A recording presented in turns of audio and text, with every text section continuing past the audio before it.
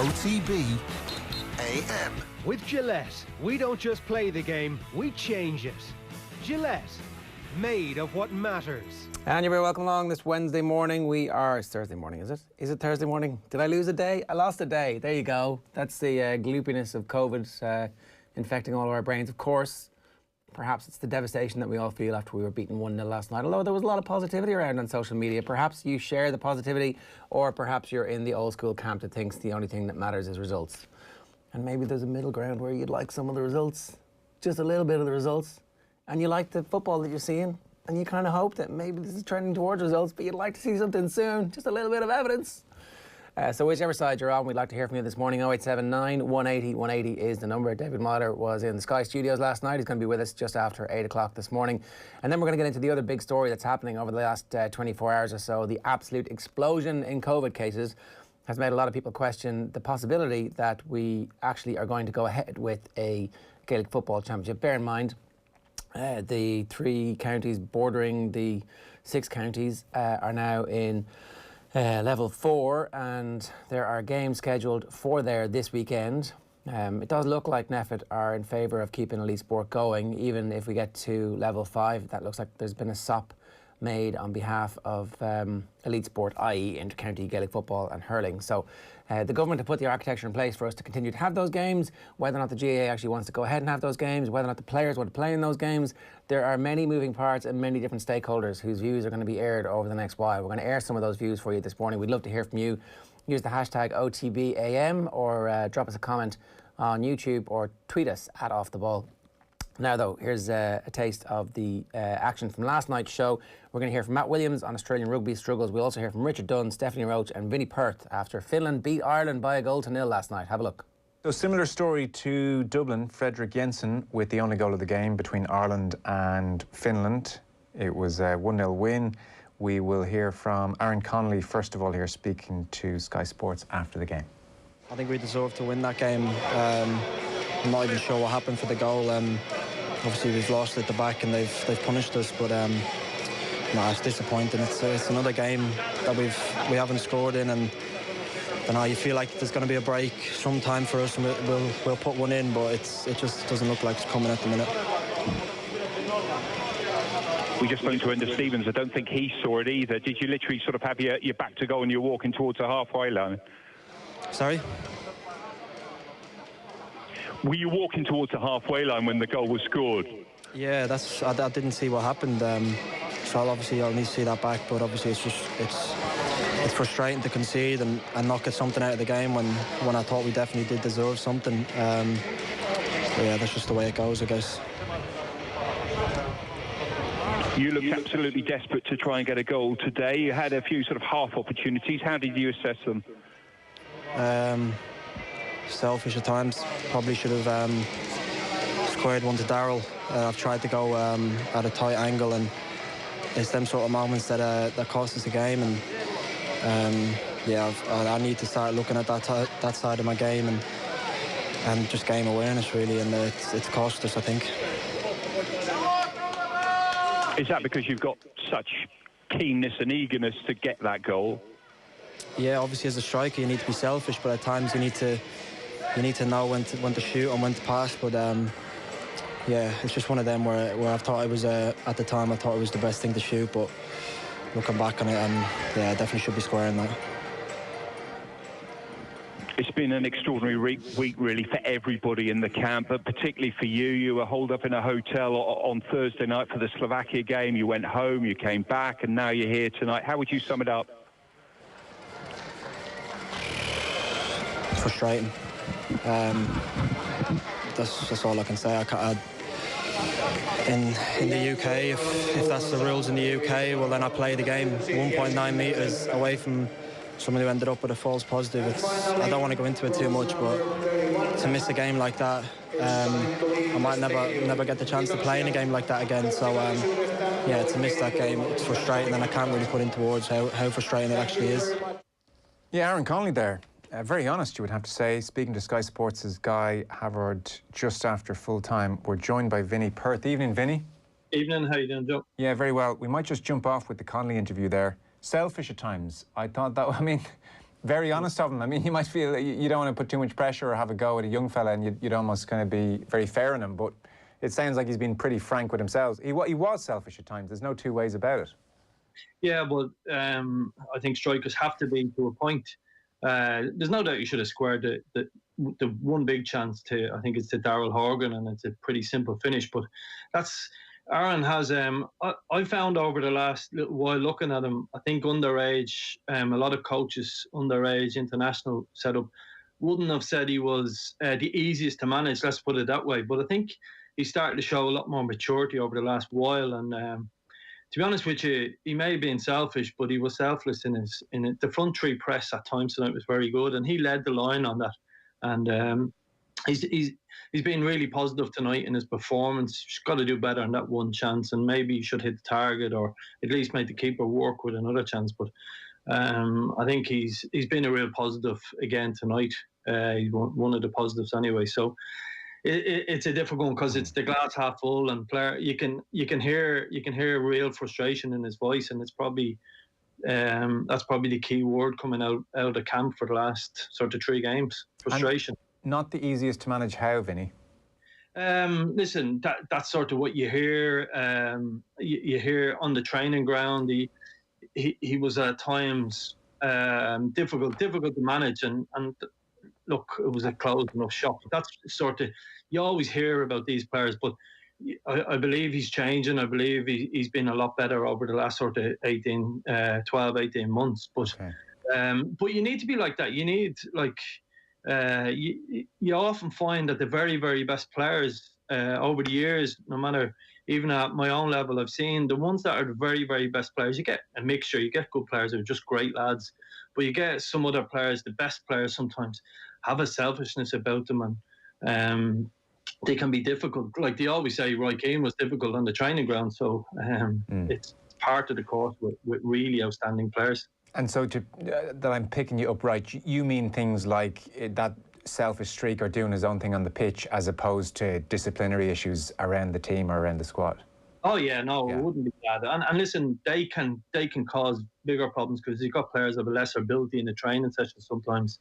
But no, I've never heard anything sort of like off that. the field. Yeah, okay. It's always been on the training ground, and but you're seeing, I think, the way he's led the line again tonight. I thought, in terms of his press and his hard work, was it never felt sorry for himself at any stage. So that's been really good, to be fair to him. Because with the Horgan chance, you could hear Daryl screaming, Aaron, this high-pitched scream when the ball hadn't come back to him on the penalty spot. I had actually thought that there was another player in the box who was closer to goal. I had thought maybe Connolly was trying to square it to him, and then he admitted in the interview afterwards he was trying to score himself, so it's probably doubly bad.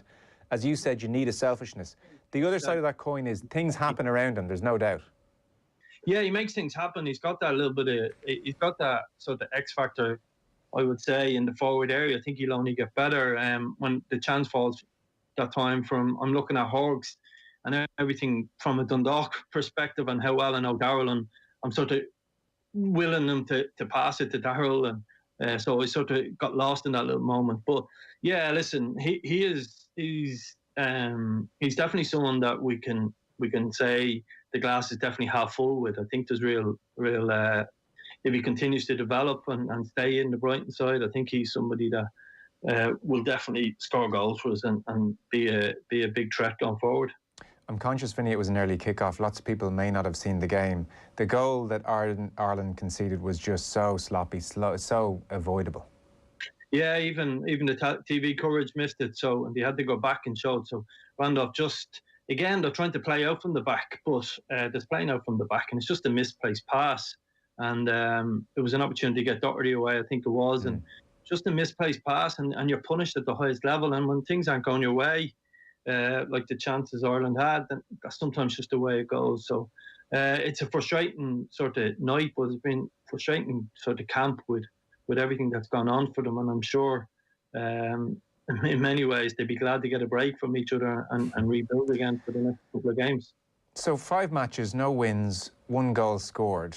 That's easy ammunition for anybody who wants to paint Stephen Kenny start a certain way. What's the riposte to that if you're taking a deeper look at the performances and what they're trying to do? I suppose the first thing, like, we can't hide behind them facts. I mean, it's now, still hasn't won, and there you have to accept that. That's that's part of the job, and that comes with it. But I think there's a couple of ways of looking at things in terms of, you look at Dara O'Shea tonight, and I was texting Richard Dunn during the game saying he reminds me of Richard Dunn. And in many ways, that just, even if you think that one position, if this time last year Duffy was injured or was missing or was suspended, we not in crisis mode, but we would have really struggled. We've now got, Egan, O'Shea, Duffy, we've got Long, we've got real strength and depth throughout the whole squad. We've seen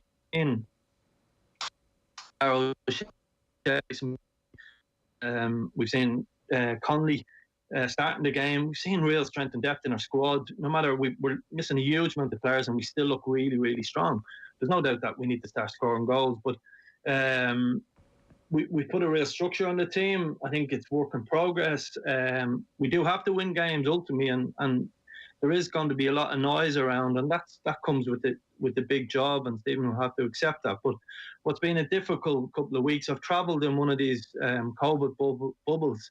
It's difficult when it breaks down, and I'm sure everything that's gone on, as I said, to be glad to get away from it. But there's real, I'm hearing this word green shoots and things like that, but there is real sort of positives. The top Malumbi at times was excellent. I think he can still pass the ball forward a little bit quicker, a little bit more pace, but I think that will come with confidence.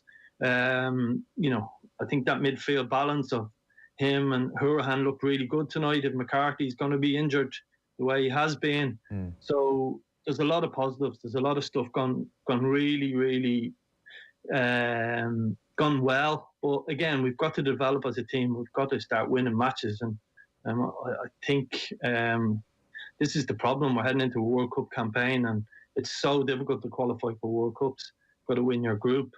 So people are going to have to be patient and look at a long-term view of this, whether they like it or not. And that's just the way it's going to have to be. Where are you and Jeff Hendrick, Vinny? I discussed this with the lads and yourself around in terms of the number 10 position. I thought you're caught. It's a balancing act. You're caught with a number 10 that needs to, in modern day football, really cover a large amount of distance. But he's got to open the doors, and he did it once or twice, and a couple of other times it broke down. But remember, tonight they played more or less a 4-4-2. There was a lot more space in that 10 position from tonight. So it's not a real true reflection. But when there was that much space from a real top number 10, creates a hell of a lot more chances and makes us a better team. And I still, after watching everything, there's huge positives. There's Malumbi's. I thought Horgan was very good. He actually helped Doherty in terms of his style of play.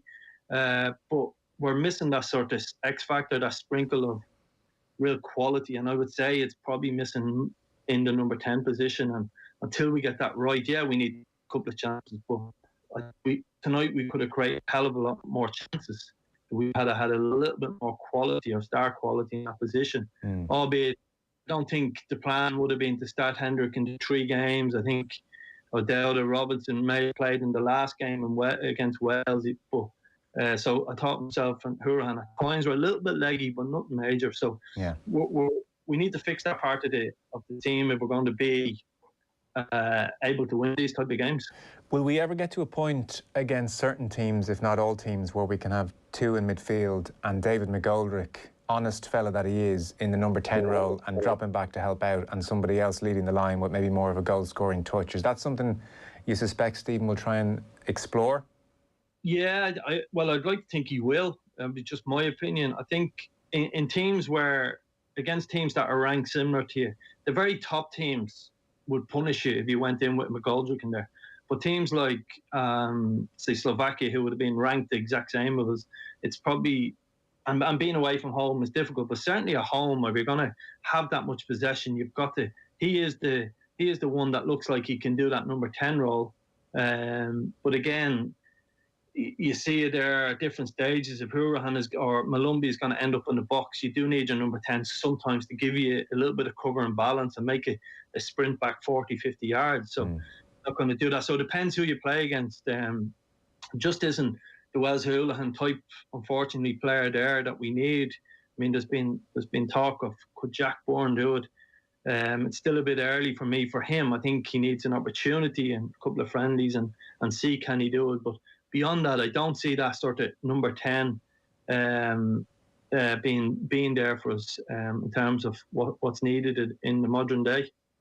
Yeah, it's been a while since we produced one, I guess. Wes aside, he was always the glorious exception. I don't know if there's something about what we're doing at underage level or beyond which explains that, but we don't tend to be blessed with many of them. No, and I think it's funny you should bring that up. I was thinking about that during the game. Like when you look at underage level and you look at... Last night I watched and I've read the book of, Champagne Football. There's been a huge amount of work. Like, it ends badly. I don't know if you finished it. It does, yeah. But I'll tell you what was happening in the middle of that book, what people have forgotten about a little bit. The amount of players and Irish-based players who have been developed and are coming through at the moment. When you look, and it's not just League of Ireland, I believe League of Ireland cap, but in my head, but obviously Enda Stevens came from Rovers. You look at Sean Maguire from Cork, Darrell Horgan from Dundalk, Mark Doherty really at Bowes. But even Jason Knight coming on there, he played his football at Cabinteely, or you look at what's happening, there's lads from Galway in our pitch. We've got this sort of emerging talent programme that's developing young players all the times. There's a hell of a lot of good work going on in Irish football. There's a lot to be really happy with. I think if we put a manager under pressure as a football community at the moment and around the World Cup or the next 6 months, we may have to start again and let someone rebuild it. I think it's time to take a long view at this and say 21-year-olds, as I said, like Malumbi, O'Shea, Connolly, all these players on the way through. Knight has played 6 times for Derby, like I think this season. So there's real sort of things to look forward to, and we need to be careful that we don't overreact and become. I think because of social media, we've become a little bit more like the British press and constantly commentating and looking for stuff. I think there's a huge amount of work going on underage and with young players in Irish football that we could actually put together, like create, for want of a better word, Team Ireland, and build a team, build a community around all of these players where when they get together, there's a real togetherness, especially when you get so many young players coming together. There's a natural draw to each other. I think we have a real opportunity, and I think that can't be missed out. But yeah, sorry, a long-winded way of answering your question. I don't see a natural number 10 yet. Troy Parrott, I believe, could play that, but he's got to do a lot over the next sort of 12, 18 months to get to that position.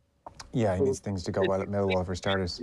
Vinny, thanks so much. Great to have you with us. We'll talk to you soon. Much appreciated. Aaron Connolly there. We have Stephanie Roach and Richard Dunn with us. He's diagnosed an aspect of his play there himself, Richard. Selfish, need to develop awareness. He picked out the Horgan moment. I mean, if he had squared that to Horgan, you suspect that's a goal. You don't want to take selfishness totally away from a player, a forward player, but there's definitely occasions where he's not seeing the right option. Yeah, I think it comes down to game intelligence, really. Centre forwards, they want to score goals, and if they get into the box, their first thought is to shoot. But it's just having that awareness, I suppose, to be able to almost sense people in better positions than you rather than seeing them. And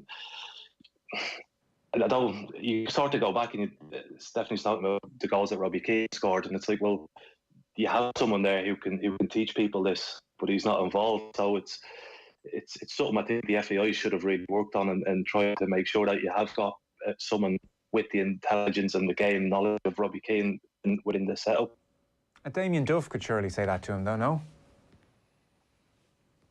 Possibly, yeah, but Damien's a left winger, and you've got Addy wingers where they'll be desperate to hear what Damien says, but Damien will tell you himself he didn't score 50 goals for Ireland or whatever, so it's like me, that I can't tell a centre forward how to make the moves like Robbie Keane can, and that's the thing. It's like he's there, so why not? Why didn't they use him? I don't know. Yeah, I guess it was Stephen's choice. I mean, Robbie still had a contract with the FAI, so he was there if Stephen Kenny wanted him. I guess you have to let the manager make that choice.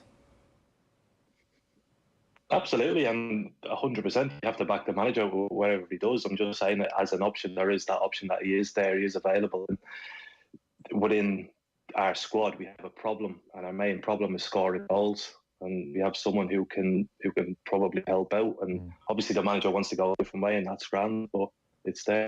No, I take the point. Stephanie, thoughts on Connolly and his play? Like, stuff happens around him. He's a live wire for sure. Do you put it down to youth? The not seeing those passes? I mean, some players never see those passes. Even 10 years on, they're still doing those kind of things in those moments. Yeah, I think, look, it's kind of a bit of an experience, isn't it? I think he's definitely a bright prospect. I think every time he got the ball, you're kind of expecting something from him. And just at times, he kind of just didn't get his head up quick enough. He didn't pick the pass. And kind of a few times he could have set the ball off. There was an option or an opportunity within the box where he kind of tried to turn and shoot, where he maybe could have set it off as well. So, look, it's a learning experience for him. He needs to kind of learn as it goes on. But this is something that he needs to bring into his game, because you can see he definitely has kind of the talent to be able to, as I said, kind of get at defenders and make things happen. And he's definitely an exciting prospect, but it was frustrating at times to watch when he kind of didn't get his head up, and you can see the pass on and so just get your head up and pass it. But look, as I said, he's very honest in his post-match interview as well. I think he knows himself. He's a professional, and he'll hopefully go away and work on that. And in the next few games in November, he'll be able to hopefully bring that back and add that to his game. Yeah. So, Richard, in broad terms here, are you, to kind of do a final thought from both of you, are you generally optimistic here with what you're seeing and like what you're seeing, or is there a nagging worry that actually we're going down too much of the wrong road? It was kind of hard to get an overall feel for what you're making of it. I'm hopeful. I hope that it turns. We need to be very careful that we don't sort of take this positive spin on things and let losing games be okay. There needs to be an element that the results are massively important. I think tonight you look at O'Shea coming in at centre half. I thought he was excellent. I think Enda Stevens has been brilliant. I think there's really good sort of performances from the players. We just need to not accept that getting beat, drawing and nil, getting knocked out of the Euros is acceptable, and it's a positive, because the end result is we need to win games. And it's kind of a seductive thing in some ways to come away from all these matches talking about how well we played, and maybe we're not used to having possession-based football, so we can get a bit too carried away with it. That's kind of your feeling. Yeah, it's great. I'd love to see us play like that and we win the game. Then there's no complaints, there's no doubt from anybody. At the moment, we just haven't got over the line. We haven't finished off the chances that we've created. And I get there's a change and there's a new way and a new style of play that we want to get. But it can't sort of overtake the fact that we need results. For us to progress, for us to qualify, we need results, not performances. And would you agree or not agree that this style of football is the best way to get results?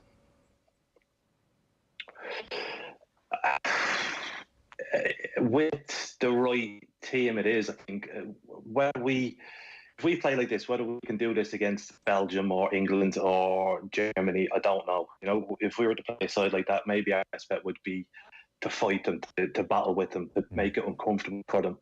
At the moment, the games are nice. They're nice styled games. Our asset has always been that we make games nasty. People don't like playing against us. We do that while playing the ball, and if we can make the mix come together, then we'll obviously have a better chance. But I understand there's stages, and we're at the first stage, and they're trying to progress and they're changing things. They will add different elements to the game, as long as the goal is to try and qualify for the World Cup, to not in 10 years' time or whatever. Try and look at it for the group of players we have now, try and get them to the World Cup. Stephanie, what about you there then in overall terms, based on these 5 games, no wins, 1 goal? Yeah, I think obviously similar. I think senior international football, first and foremost, you need to win games. But I think just going back over, obviously the hype when Kenny came into the senior international team was about how well he done with the 21s, and you just have to look back at how he started off with the 21s. It was a similar start. I think he was trying to implement how he wanted to play and playing it from the back and possession-based football. And I think it's really is fine margins, because in those games of the 21s, he got the breaks, he got the little goal, he got the goals and the chances that they created. They were able to get the goals and get the wins in games. And like I remember watching them against Sweden in stadium won the half time, and they came back out and they absolutely bossed the second half and really showed what they were about. So I think it's going to take time. I think really fans are going to have to be patient, because what he's trying to do, I think, is for the better of Irish football. I think it will be good for the future, but it's not going to happen overnight. And I think that's something that I think he's going to struggle with, because as Richard has said, we need to qualify for tournaments, and obviously these Nation Leagues games are important for rankings and for qualification going forward. So it's going to be, I think, you have to be patient with what's happening and with the change that is there for Irish football. But I'm hoping that, as Richard said, we can kind of bring that playing style together, and also bring in what's been there in the past with the kind of hunger to win and the passion, and making it hard for teams to play. Yeah, it's that tricky thing where everybody understands it's a process, and yet the games are also vital. There's not much room to go on a losing streak or not to get results. By the way, it's just gone 1-0 Wales full time against Bulgaria. So as for Nations League B, Group 4, it is Wales top on 10 points, Finland on 9 points, Ireland are on 2 points, Bulgaria 1. There is relegation this year, so that is one thing Ireland will absolutely want to avoid in the Nations League. Just a very final point, Richard. We'd Vinnie Perth on earlier. You mentioned Dara O'Shea. Vinnie Perth was saying he was texting you during the game saying he was half reminded of you. So it's a very good debut for a guy. Slaven Bilic loves his attitude. We had him on the show a couple of weeks back. Seems to be an old head on young shoulders, very focused, no nonsense type. You liked what you saw? I thought he did very well tonight. I think he was captain of West Brom, or maybe previously, and he's very young. He seems very composed tonight, and he looked like it wasn't his first international. So it's a real positive to come out of the week that we've had, and yeah, and many more performances like that. He'd be putting pressure, I think, on Egan and Shane Duffy to claim a starting place. There's been a real groundswell of support for the Wallabies, not through Rugby Australia, just straight to the players themselves. And there's a businessman in Australia, and he's put some ads in the paper, some half-page ads, and they've been really wonderful, saying to the Wallabies, look, I'm just an old rugby guy, and I've set up this website because I believe in rugby, and I'm not listening to all the old guys like Alan Jones, an ex-Wallaby coach who's a high-profile media guy. He just is so negative all the time. And he said, I'm just cutting out the negativity, and I'm just going to say to you, you're representing us and we believe in you. And people have piled onto that website and sent direct messages to the team. And I think it's sort of changed the aspect of the community. And the Wallabies, instead of feeling like they've been isolated, I think they're feeling like the people are behind them, and they are. The Governor-General, the Prime Minister, everyone's been sending them direct messages to the players and has been cutting out Rugby Australia. The second part is, and I don't know Reno well at all, the coach. I don't know him well, but I know he's hired some smart guys. The signing of Scotty Wiseman, who was Eddie Jones' attack coach, one of my former players at club level 25 years ago, and I worked with Scotty at the Australian Institute of Sport a long time ago. He's a smart operator, a good human being, and to bring him back has been a huge change. He's been given a lot of support, and the Wallabies also had a long camp in Christchurch. They had to go to Christchurch and do 2 weeks, like I've got to do 2 weeks here. They had to do 2 weeks in Christchurch. And I think they're starting to figure out how to play their own game and not copy New Zealand, not try and be what New Zealand are. They played their own style of game. And that comes back again to Super Rugby AU, where they didn't play New Zealand, the New Zealand team. They just played Australian sides. And instead of getting bashed up and beaten every week, these young players started to get confidence. And so we've got some schoolboys and under-20s from the past few years who have beaten New Zealand at schoolboy level in 20s, and they blooded them at Super Rugby Australia. And all of a sudden we've got some depth, and we've got some older guys that have played. They've brought Nick White back, who's come back to the Brumbies. There's just a little bit of a sniff of change. I still think New Zealand will win, but all of a sudden there's a change in the air. OTB AM on OTB Sports Radio, Ireland's first and only sports radio station. Off the ball. What's your back row ideal world? God, Joe, you really put me on the spot here. Andy Farrell drinks in the same, well, when pubs are open, he drinks in the same pub as me down the road. So, like, come on, I need to go in and be able to have a pint with this man. I suppose ideal back row. Look, if Levy's back, I start him all day. Okay. I'm really liking Jack O'Donoghue, by the way. I think he's coming into his element more and more and more. I would like him to actually get a bit more game time. And then I would probably put Caelan at 8 and I'd put CJ at 6 if I was on. Off the ball. Weeknights from 7 and weekends from 1. This is OTB Sports Radio, live 24/7 on the OTB Sports app. OTB AM. With Gillette, we don't just play the game, we change it. Gillette, made of what matters. And a very good morning to you. Welcome along to OTB AM. It's Gilroy and Eoin Sheahan with you all the way through until 10 o'clock this morning. If you want to get in touch, you can use the hashtag OTBAM, or you can get us on 087 180 180. That's the WhatsApp number, so just WhatsApp us a message there, 087 180 180. It's not that hard to get in touch with us on that one. We are obviously going to be talking about the latest COVID situation with respect to the GAA. A debate has emerged on social media, as it always does, about the benefits of continuing with the sport versus the perceived dangers of sending amateur players out this weekend and the next weekend and then into the championship to brighten our lives. John Haslam very strong on Twitter about that. Michael Duignan on the other side of that as well. So we'll get to that debate a little bit later on. If you want to get involved in that, we'd love to hear from you. Good morning, start with Gillette, giving you the confidence to tackle the day ahead. OTBAM live in association with our friends from Gillette, and we'll be announcing some Movember stuff pretty soon. Oh, and I noticed you hadn't been guilted into doing Movember just yet. No, I haven't. It's not too late. You saw correctly. It's not too late. I think for the benefits of everybody, that would not be a wise move for anybody involved in life in this country, really. Oh, and who knows what the future holds? Seize the day. Do it now. Name one good ginger moustache. Well, you could be the first. Those 118 guys, they had ginger moustaches, didn't they? Well, it's you've and then they got sacked for Jedward, didn't they? Did they? Okay. Well, I think so. I think Jedward came in and did it. So that probably, although they are national treasures now, so maybe it doesn't actually say too much about the ginger moustaches. But maybe I could be the first. It does seem like something that would be kind of more strange and unsettling for people rather than something that makes sense. This is a classic case of us not wanting to talk about the things that we need to talk about. So we're finding anything to talk about. Very Irish male of us.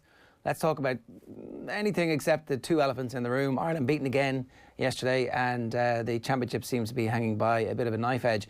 I'm not really sure what's changed in the last 24 hours, obviously apart from a record number of cases, but I'm not really sure what's changed in terms of the specific plans that would have been in place and the sense that no matter what happens, the championship is going to go ahead. That was certainly what people were thinking last week. This week, things have changed. They have. I think what's changed from my perspective is seeing someone like John Haslam come out and say, what are we doing this for?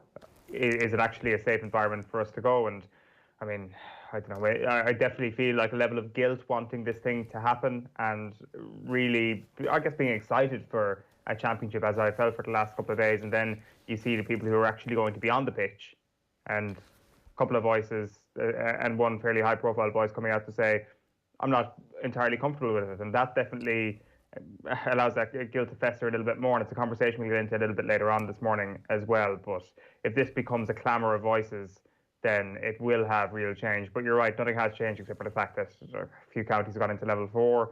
Does that mean they have to get special dispensation now to play their games at home this weekend, for example, in No, I don't think National so. League? I think that I don't know. Maybe they do. Maybe that dispensation was already granted in advance. We'll get into the details of that a little bit later on. But in the meantime, Ireland did lose last night again in Helsinki. It was 1-0 after a mistake, communication error really between goalkeeper and right back. David Meyler is with us this morning to parse through what happened. It's a very unusual situation, David, where we haven't scored many goals in the entire period that Stephen Kenny has been manager. The team has yet to win a game, and yet there's still some positivity around. I don't remember the Irish fan base being as conflicted about what's going on. How do you feel, apart from the analysis, how do you actually feel when you're watching this Ireland team? Last night, I think I was frustrated watching the game, in the sense that they're doing all the right stuff, all the stuff that Stephen has spoken about. I think that's the first thing that's evident is that Stephen is coming and he's trying to change things. And I think the players have really bought into it. That was the first thing I've noticed, that they're continually trying to play out from the back. Even after the mistake for the goal, they continually try to pass out. It's just tough because you're watching them and lads are getting great opportunities. You just want someone to put the ball in the back of the net. And I think that's probably been the most frustrating thing in the games.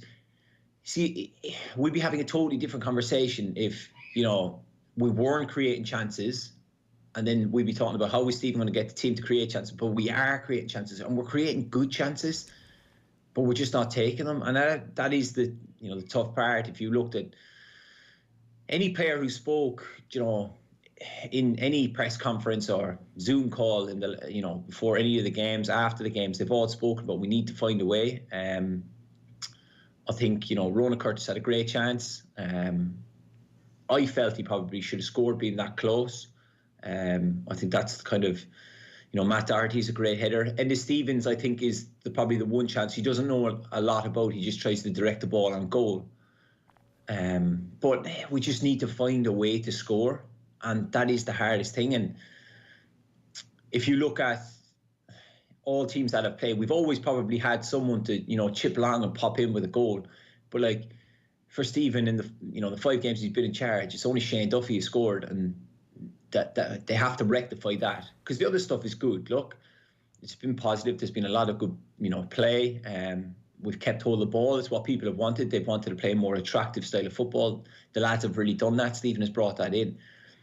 But it was quite interesting listening to Richie Dunn last night with Joe, talking about, yes, people are optimistic, but we are, unfortunately, in a results business, and it can't just all be, we can't lose sight of, we're trying to qualify for major tournaments. That's what Stephen is there for. And yes, there are positive signs, but we need to find a way to find a balance so that we can go and we can win games and win them in the style that we're playing. So we need to really, lads have got to take it upon themselves to start taking these chances.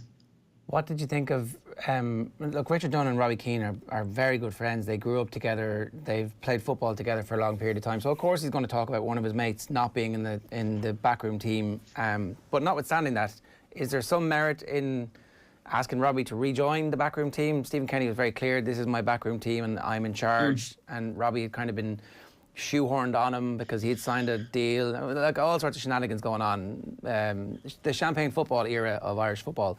Does Richard Dunn have a point, though, that somebody like Robbie Keane might help the strikers, or is that just too simplistic? Of course Robbie Keane would help the strikers. There's no doubt in that. I'm going off, you can correct me if I'm wrong, I think Robbie's 146 caps and 67 goals. Of course he's going to, Robbie scored over 100 Premier League goals. He's going to help any young striker or attacker. He's going to make them better. He's going to help them with whether it be their movement, their finishing, anything, of course. But at the same time, Robbie was in with Mick and Terry O'Connor and that, and then Stephen came in and he's looking to do things his way.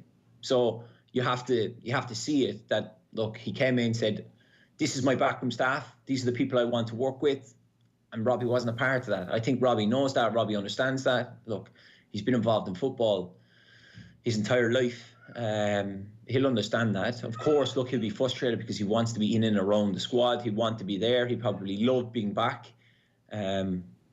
Yes, he would help them. But at the same time, Stephen made the decision that this is my backroom staff. This is the way I want to go. And you've got to respect that too. Yeah, OK, so that's fair enough. And look, he obviously, we didn't have an amazing record of scoring goals when he was with the team anyway. And probably he needs to go off and get some experience of being the number one, because it looked like that's the direction he wants to go. Apart from the attacking part of it, the goal that we conceded, what are the ramifications when a team makes a mistake like that? Like, I know everybody it's a team and you live and die as a team and all that stuff is true, but at the same time, it's hard not to, when things aren't going right, it's hard not to apportion blame. Of course, but it's always one of those. Everyone is quick to point out, Darren Randolph has made the mistake of, he's tried to pass the ball out and it's been cut out by Pookie. If you look at it, right, the manager is encouraging them to play out from the back. You look at probably the one who did it the most in the Premier League were Man City with, Pep Guardiola. He encouraged it. It's obvious that Stephen is saying this to the lads, like, we want you to play out. They're probably going through different ways of playing out of what we can do. It's going to happen, unfortunately. It was just there wasn't enough weight on the pass. It doesn't get to Matt tries to, you know, Pookie cuts it. They get very, very lucky in the sense that, you know, Dara O'Shea's in a good position, but he just gets unfortunate. The ball comes back to him. There's nothing he can really do about it. It's obviously these are things that Stephen wants, and you kind of hope rather than pointing fingers and blaming people that you learn from it, that it doesn't happen again. And that's the big thing you've got to take from it, because, you know, Finland had a couple of chances. There's no doubt in that, but nothing really clear-cut. I know the one Pookie down the side is, but I think if he puts it on target, I think, you know, Duffy has it covered with, you know, the way he's sliding. But these are the things that Stephen wants. He wants the lads to play out from the back, so you're going to have to take risks. Like Randolph has put the ball down. He's tried to play quickly. He's tried to get us going on the attack, and it just gets cut out, and it's unfortunate. But that is part and parcel of the game as well. Would you rather play in the Ireland team the way it's playing now than the Ireland team that you played in?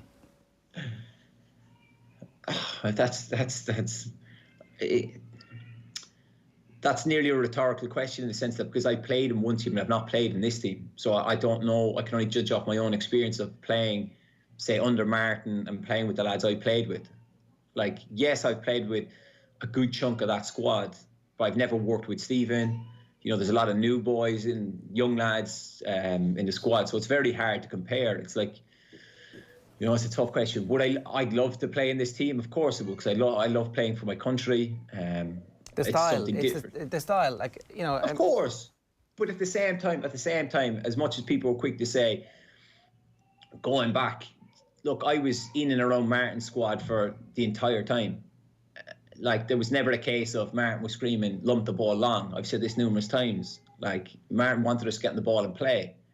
Like, there has to be some responsibility on the players. And I think it's probably fair to say that Stephen has demanded that they do it more than probably Martin did. But it was never a case of, you know, lump the ball long. You know, it wasn't, that was the thing. I think Stephen has probably overemphasized playing more and more, and it's certainly a demand of his that if you want to be in my starting 11 and you want to be playing, you have to go and get on the ball. You have to go and pass it. We have to keep hold of the ball, you know. But and the players respond to that demand, do you think? They enjoy that? Of course, look, they have. Yeah. It's a new challenge. You've got to relish it. You've got to. These are the requirements. A lot of these players, you know, I often look back. I remember sitting there with my dad talking about it. The players we had, certainly in my time, even though it's not that long ago, we were all playing in clubs that never really dominated possession. And I think now football has probably evolved in the last 5-6 years, that teams are now trying to constantly control the ball, and they're trying to. Look, it's tough for the lads who are playing the Premier League if you play against your Liverpool, Man City, Manchester United, Chelsea, Arsenal, those teams that do keep more of the ball than you. But like a lot of these players now are playing in teams that are trying to keep the ball more and more. So it becomes like I played with Hull, you know, in the Premier League or whatever. We didn't dominate possession. So when I went away with Ireland, it was almost straightforward enough for me that the team I played in didn't dominate possession. I knew what I had to do, and I nearly transformed that into my Irish performances. That it would have been something totally different if I had gone from playing with Hull week in, week out to then going away with Ireland and having to dominate the ball. It would have been a challenge for me, but at the same time, it's something that I would have enjoyed and something that I would have relished. But going back to your original question, it's very hard because I've not played with this team. I've not worked with Stephen. I don't know. Of course, I would have loved to do it, but it's not a case that I would pick one over the other because I've never experienced it. Fair enough.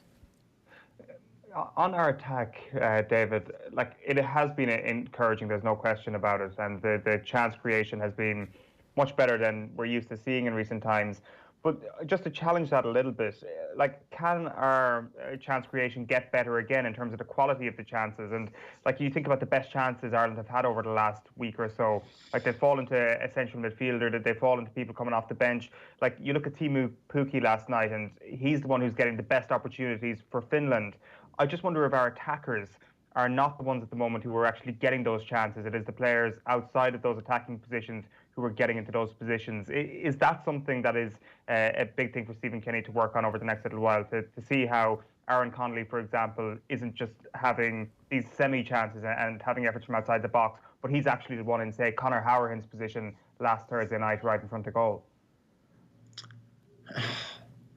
That's very difficult, because when you analyse it, it's usually like, if you look at like the Slovakia game, you're talking about Connor's chances and Alan Brown's chances. That starts from, the majority of that work started from David McGoldrick, picking up the ball, dropping in, linking the play well. Enda Stevens breaks forward, plays it out to Alan Brown, who then has the shot. It's stuff, when your forward players are moving well and they're causing problems with their runs, etc., then it frees up space for other players to go into. I'd say probably looking on it, can we get midfielders to break lines more? I think if you looked at the Slovakia game, Alan Brown did that very well, in the sense that he was going beyond people. I think David McGoldrick is massively key to what Ireland do in the way he plays, linking up the play. We do play differently without him. It's the movement that, if we can get that right at times, that if players are, moving and then we're not static, then it creates space for other players. It causes the defence problems. At times, probably last night, we were a bit flat in our runs and our movement, in the sense that a lot of those lads had played, the other two games. And you look at Aaron, say, had his unfortunate COVID stuff where he's ruled out and then he goes home and then he's back, and there was a lot in it, in the sense of the travelling some of the players had done. The lads then, like Jeff, had played 120 minutes, had played probably 70 minutes against Wales, and then, to go back out and try and reproduce, a level of performance, it is tough. But it's more the signs that I wouldn't be discouraged that we're creating chances. Yes, you're talking about chances popping to Connor, but I think Connor would be the first to admit that he should have scored that chance. It was a great opportunity for him. I wouldn't look at it like that. I would still be happy that we're creating chances. It's not a case of lads aren't. Yes, you would ideally want your main striker getting that chance, of course, but at the same time, we are creating them. So I wouldn't look at it. I think if you do get an opportunity, whether it be the left back, right back, midfielder, or winger striker, you've got to take those chances, and that's the hardest thing to do in football, is to score a goal. So I think everyone probably needs to pull their weight a little bit to get into those positions, start scoring goals. And also the work rate of that front three is off the charts as well. Darrell Horgan putting in an unbelievable shift last night. You mentioned McGoldrick last Thursday, that maybe our concerns are directed in the wrong place, that the next Robbie Keane, who is that going to be, is probably the wrong question, that those forwards actually have quite a different role here, and there is far more of a responsibility on the front six as a whole, rather than our number 9 to rack up all these goals. Well, the front three, you look at last night, they're the first defensive line. They're the ones that, when Finland are playing out, they're the ones who are going to press. They're the ones putting in the shift. I think, you looked at Darrell Horgan, the amount of work he did up and down the line last night. He got an opportunity in an important game, and he left it all out on the pitch. He worked his socks off. He did everything he was asked of him. You look at any time we wanted to press a go after team, it started with those three of Shawnee, Aaron, and Darrell. And it's a catch-22, because you're putting in so much work off the ball that then when you do turn over possession, you are that slight bit tired, in the sense of then your decision making. There was a couple of occasions with Aaron, probably ended up taking the wrong choice. If you looked at his interview after the game, he was very harsh on himself. He almost kind of blamed himself for Ireland losing. But at the same time, if he can just tweak that, because Stephen has a fantastic young player there, there was a great opportunity. He could have pulled it to Darrell Horgan, who's in the middle of the goal. It's those small little details that we start getting right, then we give the player in a better position a chance to score, and we will score. I have no doubt in that. But it is tough, because we don't have a Robbie Keane. That is part and parcel of it. Look, Robbie would probably never be replaced. What he's achieved with Ireland, nobody will ever go on to do, and score that amount of goals. I don't know what he is in the all-time European international goal scorers, but he's certainly high up on the list, and that's a testament to the type of player and he was. But can we get someone to get enough goals? Just not Robbie's level, but someone to get on that wave. How much patience do you think players who have played international football, like yourself and Richard Dunn will have. So Richard, as we started this conversation off, you were saying, you know, interesting to hear Richard talking about we can't allow this to become a pattern. We can't accept defeats. That's not. There's no future in international football for that. So when do you need to see the turn happening before everybody starts going, look, it's only 5 games in, but it's 5 games now. Yeah, it was. Look, like Richie's vastly experienced. He's played in the Premier League hundreds of times. Someone I greatly admire and respect. And it was interesting to hear him the way he put it across. Like, he is right in the sense that, yes, there has been a lot of positives from these games in the way, you know, our possession stats, the way we've knocked the ball around, etc. But we're in it to win. We want to be getting to major tournaments. I think we've got the 2 games next month, in the sense that, you know, we've got Wales and Bulgaria again. I think we have to be looking at getting positive results, scoring goals, and then I think it leads into the World Cup thing. That is then Stephen will have had 3 camps that everybody will be 100% aware. Like, you've got to also factor in, he's probably had to deal with something that no other manager has dealt with in the past. That if you look through the list of players, the ones who picked up knocks or injuries with McGoldrick, James McCarthy, Seamus Coleman, and then losing John Egan, Alan Brown, Callum O'Dowda, Callum Robinson. You know, nobody's ever had to deal with that, and that is tough. You know, you bring in 5-6 under-21 players. I thought Dara O'Shea, you know, did very well. Didn't really put a foot wrong. I think he set the tone for himself in the first minute with that storming header. He just cleared his man out. But then you look at a debut for Jason Knight. You know, Ronan Curtis coming back. Even the smallest thing of like Seanie Maguire and Darrell Horgan starting, in the sense that they weren't initially in the main 23 squad, that they kind of get an opportunity. And, you know, Stephen touched on how well they had trained all week. So there are other factors. I think he's certainly getting a better idea of his squad. So I think, like, going into the next camp, we have to look at getting a positive result to build on, because it can't just be all about performances and drawing games. And, you know, we have to find a balance. Yeah. And it is tough. It is tough. 100%. David, great stuff. Thanks a million for joining us this morning. Cheers, guys. Thank you. David Meyler's thoughts on Ireland's 1-0 defeat last night. You can share your thoughts with us on 0879 180 180. That's a WhatsApp number, or you can use the hashtag OTB AM on Twitter, or better still, you can leave a comment on our YouTube channel as well.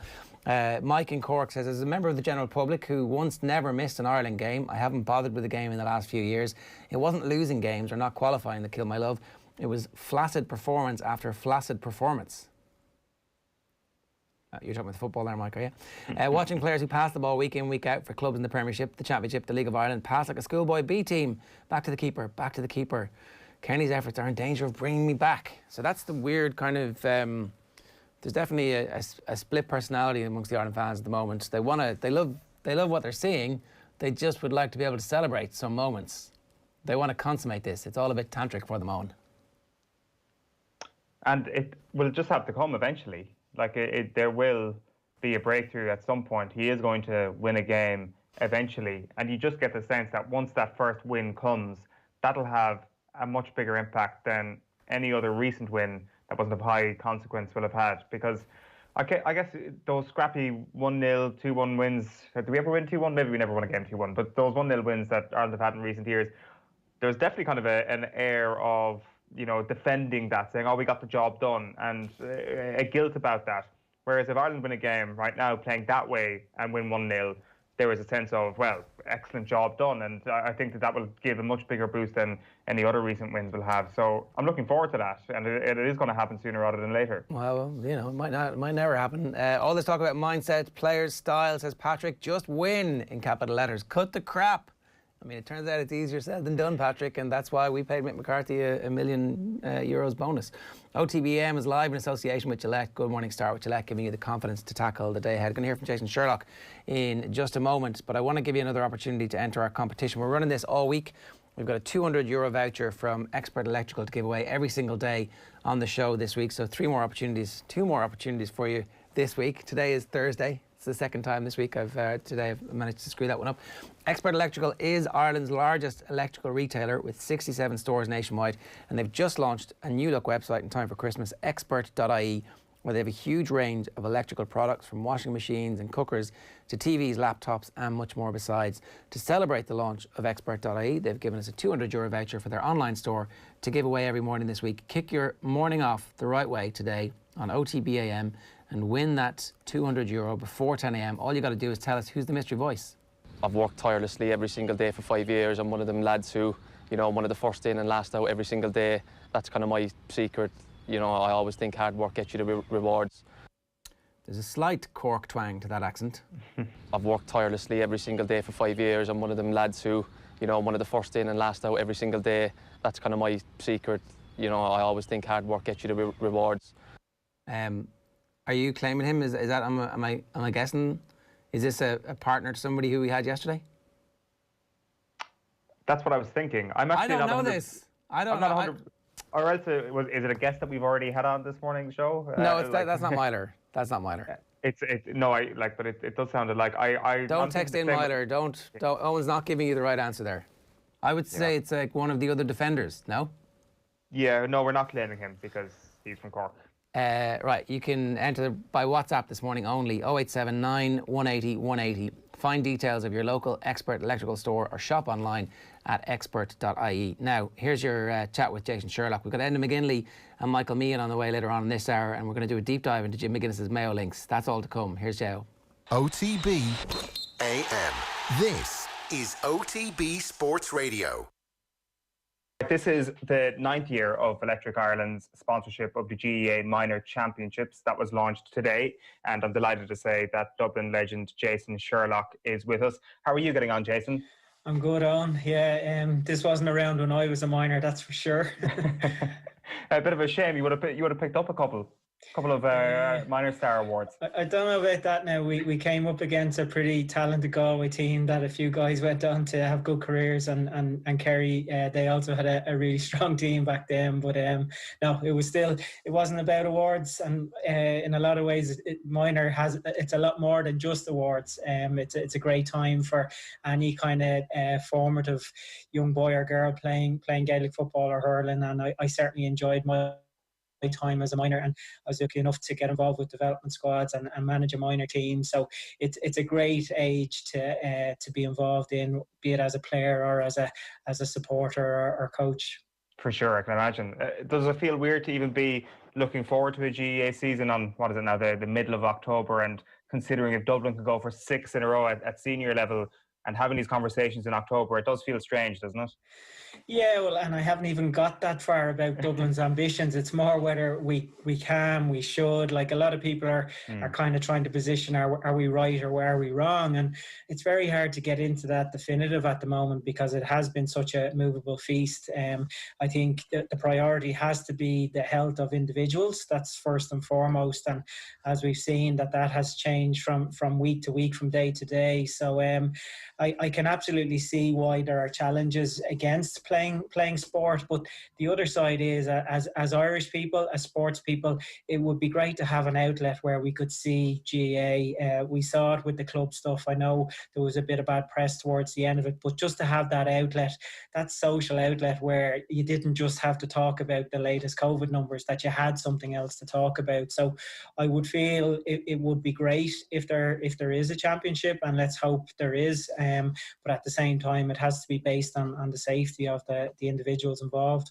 And sometimes those things are so intertwined, you can't separate them. Like, even if we're talking about Ireland this week at football, like, it's impossible to talk about that conversation without talking about the COVID tests. And that is sort of how you start to feel about the GEA and how we all really wanted to come back.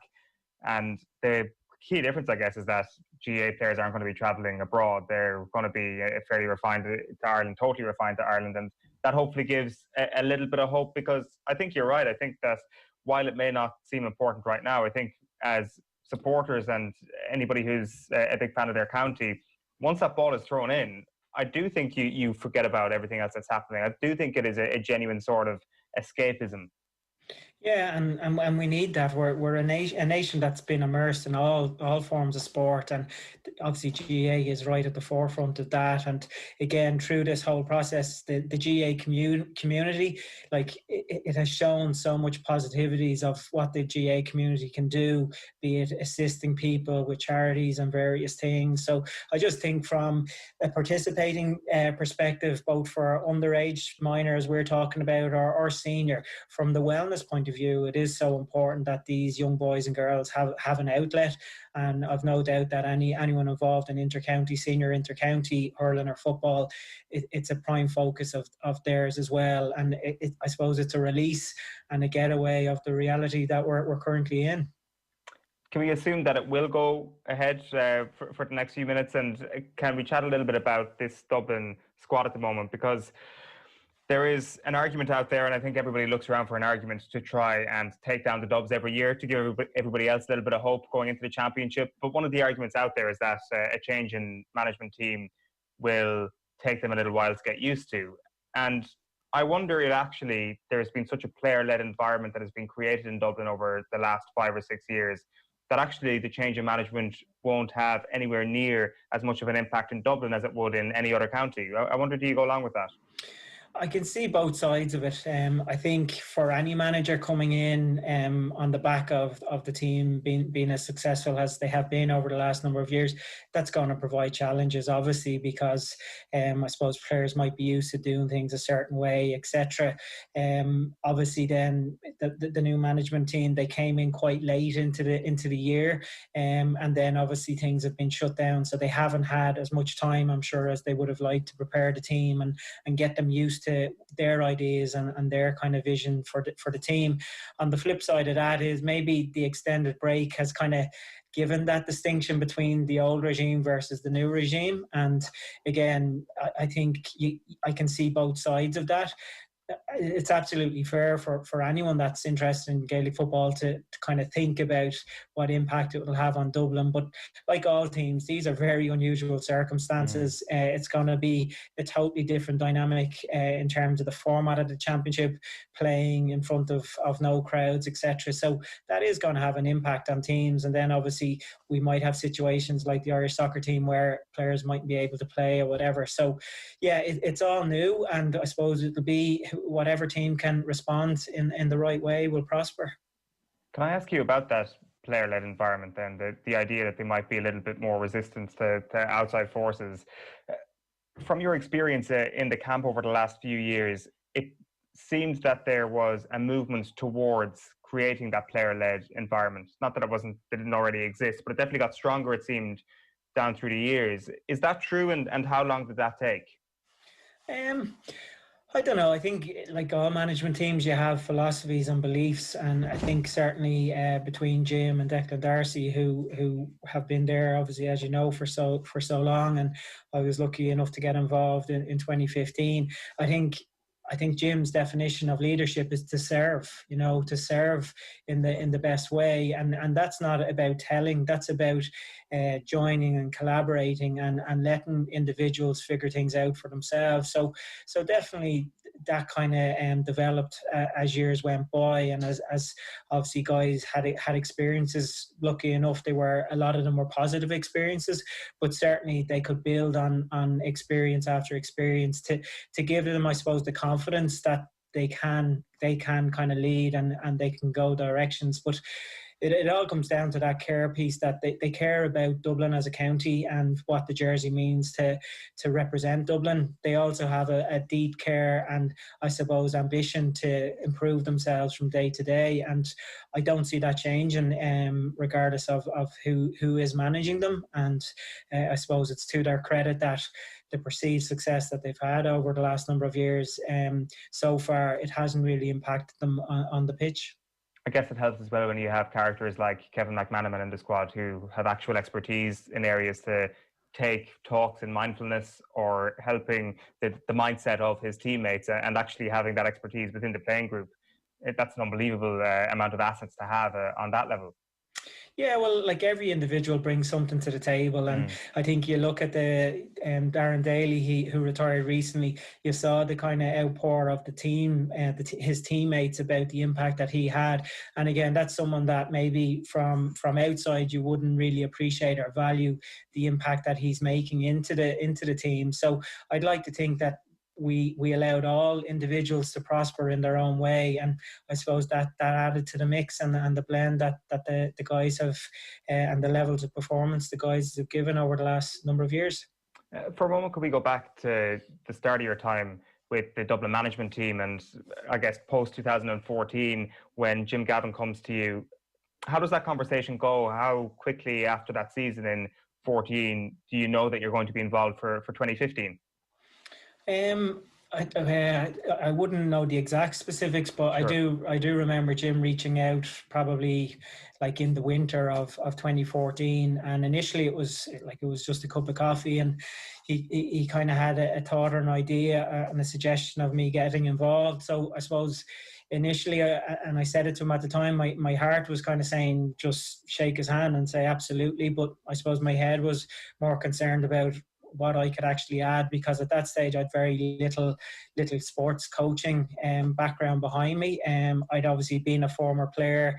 Things didn't finish the way some of the guys are finishing now, so I had to kind of weigh that stuff up as well. But I suppose I'd just graduated from DCU doing an MBA, and I suppose in that MBA you reflect a lot upon yourself in terms of where you are as an individual, and from a leadership perspective what you can bring to the table. So I was actually able to apply a lot of my learnings from the MBA from DCU into my sports coaching, and that certainly helped me at the very start. So again, once I got the clarity of what my role might be with Jim, after that it was over to me to kind of, I suppose, win the trust of the players and try to add value in any way that I could. I presume finding the trust of the players wasn't a difficulty for you at all, given how they would have probably idolised you as a footballer when they were growing up. Well, that's quite emotional in terms of a sports fan. Like, and sure. Again, I'd hate the guys to think, oh, well, I have to listen to him because he played for Dublin. From my point of view, it was adding value to them. It wasn't about me as a player. It was about me understanding their challenges and how, I suppose, I could put a mirror in front of them to see, well, where are your opportunities to improve both individually and then, I suppose, collectively as a team. So that was my goal, my mission. I suppose it would be nice, and I'm sure some of the guys obviously supported Dublin through the more barren years. So obviously that was nice that there was that connection, and I would have obviously played with a lot of those guys. But certainly I saw my role to be the best coach for the players and to serve the players as best as I could.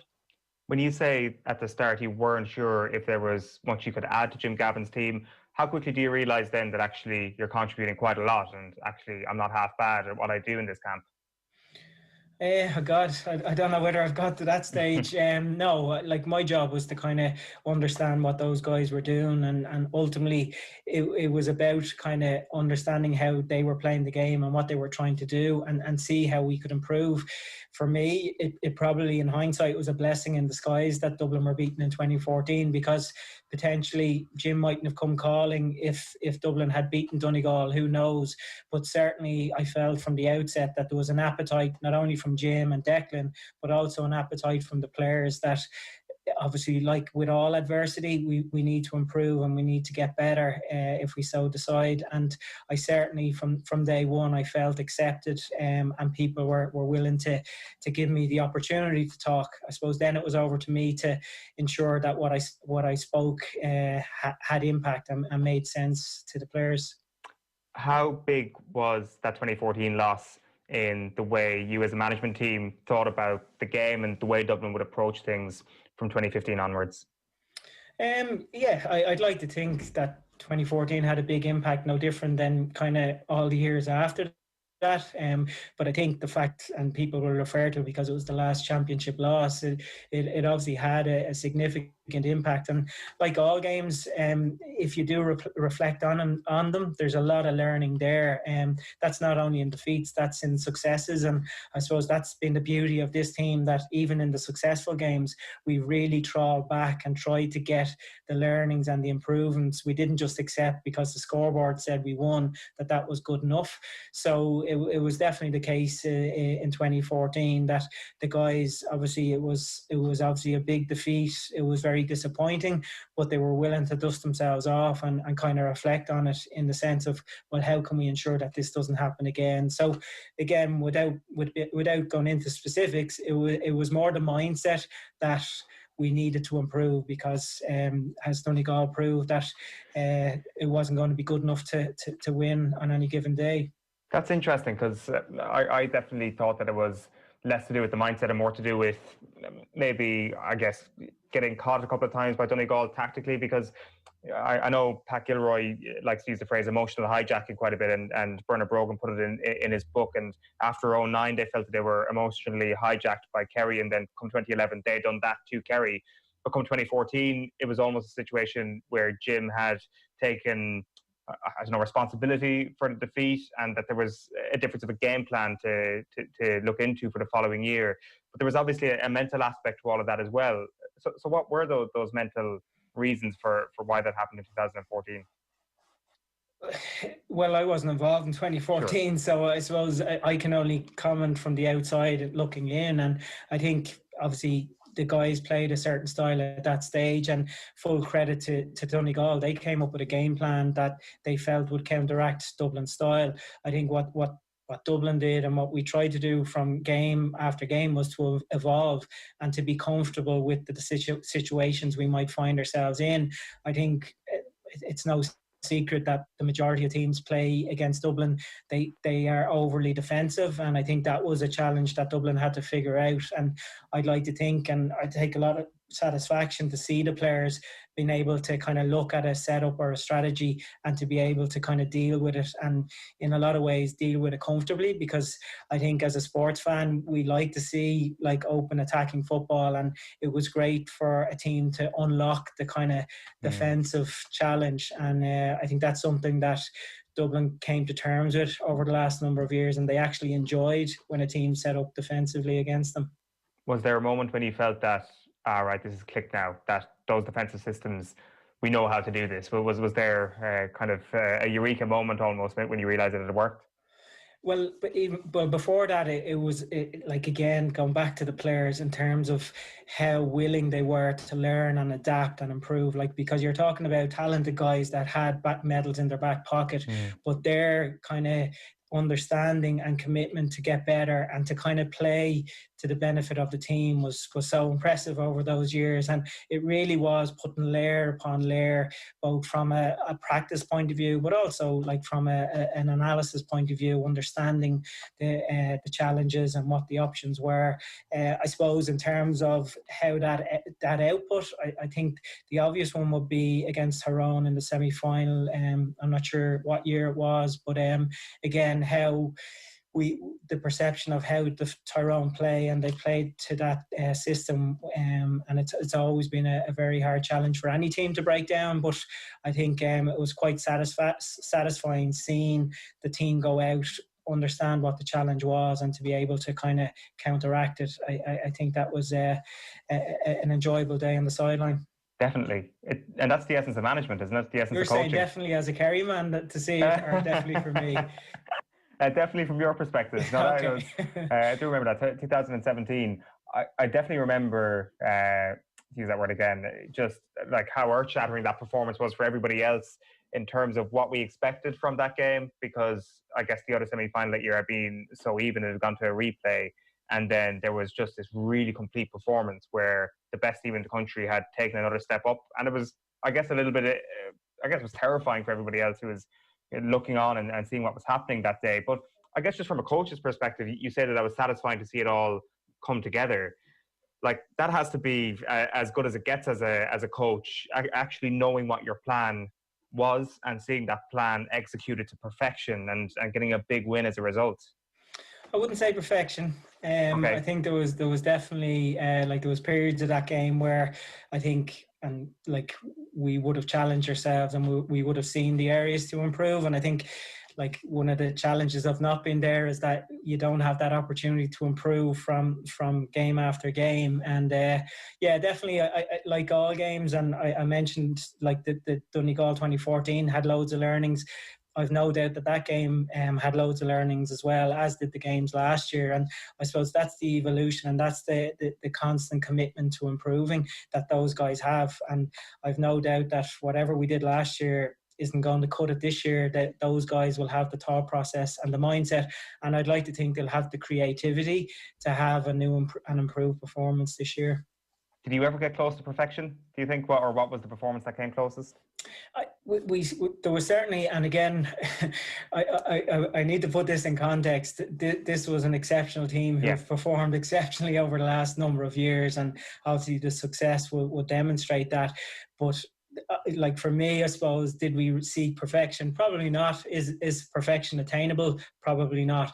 But there's certainly periods of games over the last 5 years that just to be able, you mentioned that word satisfying, that have been really satisfying. And for me, that wasn't just in All-Ireland finals. You could go back into Leinster Championship games, first round, where, okay, the scoreboard might have been one-sided, but like looking at the guys perform to a level, the understanding, the teamwork, the option taking they took, that to me was where I got the buzz and the energy, knowing how those guys prepared to perform the way they did. So certainly they did it in patches, but there's still a bit of room for improvement, I would have thought. Right, well, that is a truly terrifying signal of intent to everybody else, that the 5-in-a-row dubs can get even better. Jason, what's next for you personally? Like, I presume you've had time to think this year. Everybody's had a bit of time to think this year.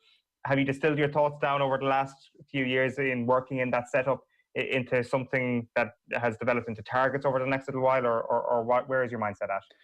Yeah, so like I would have done a lot of reflection on the last number of years and kind of try to, I suppose, reflect on it in a way that I can bring it with me onto the next chapter, whatever that is. I think when you come out of an environment like that, I think it's good to get away and get a new perspective. I've been able to reacquaint with the golf course, which has been good over the last while.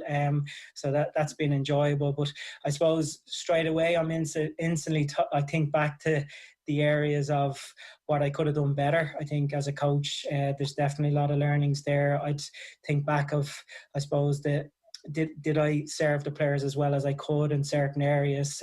That's certainly very much of a big part of my thought process.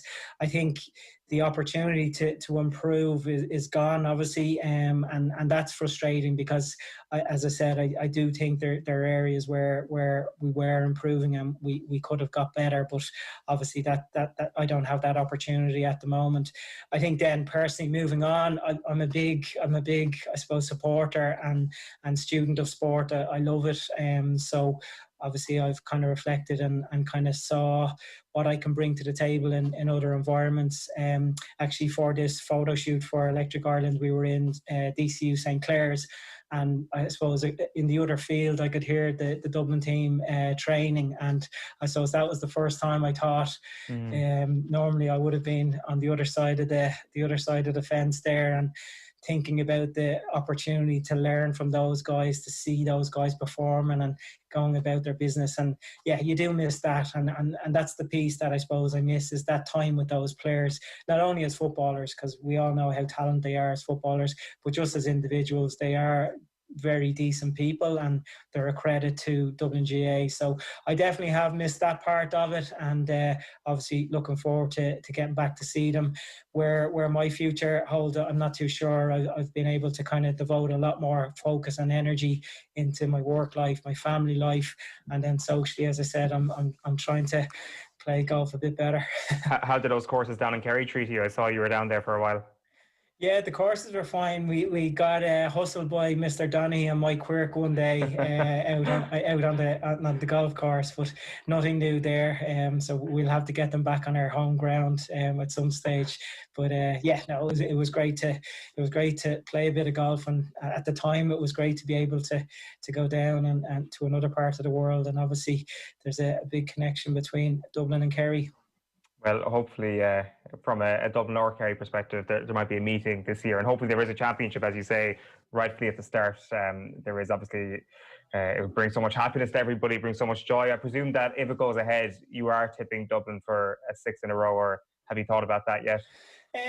I haven't really thought about it. I think going back to your last question about what you miss, I think definitely coming out of last year's All-Ireland final, you could certainly see that there was a rival on like in town, and obviously we've, like you guys have spoken about the talent of David Clifford and what he's done so far, and like I think as a champion you need good rivals, and there's no doubt that this Dublin team are going to get a really strong Kerry team over the next number of years, and that would be really interesting to see how Dublin deal with that challenge. Not only that challenge, but challenges that come from all over the country. But again, I'm interested as a fan to see how this Kerry team develop, because certainly they have the potential and the makings of being a really strong contender over the next few years. Yeah, it's really exciting times, that's for sure. Just a reminder before we wrap that the 9th year of Electric Ireland sponsorship of the GAA Minor Championships was launched today, and part of it all was Dublin legend Jason Sherlock. Jason, great chatting to you. Thanks a million for taking the call. Thanks, Alan. Yeah, so that's Jason Sherlock there yesterday in conversation with you, Eoin. Did you get the sense that he thinks Dublin are going to win the All-Ireland?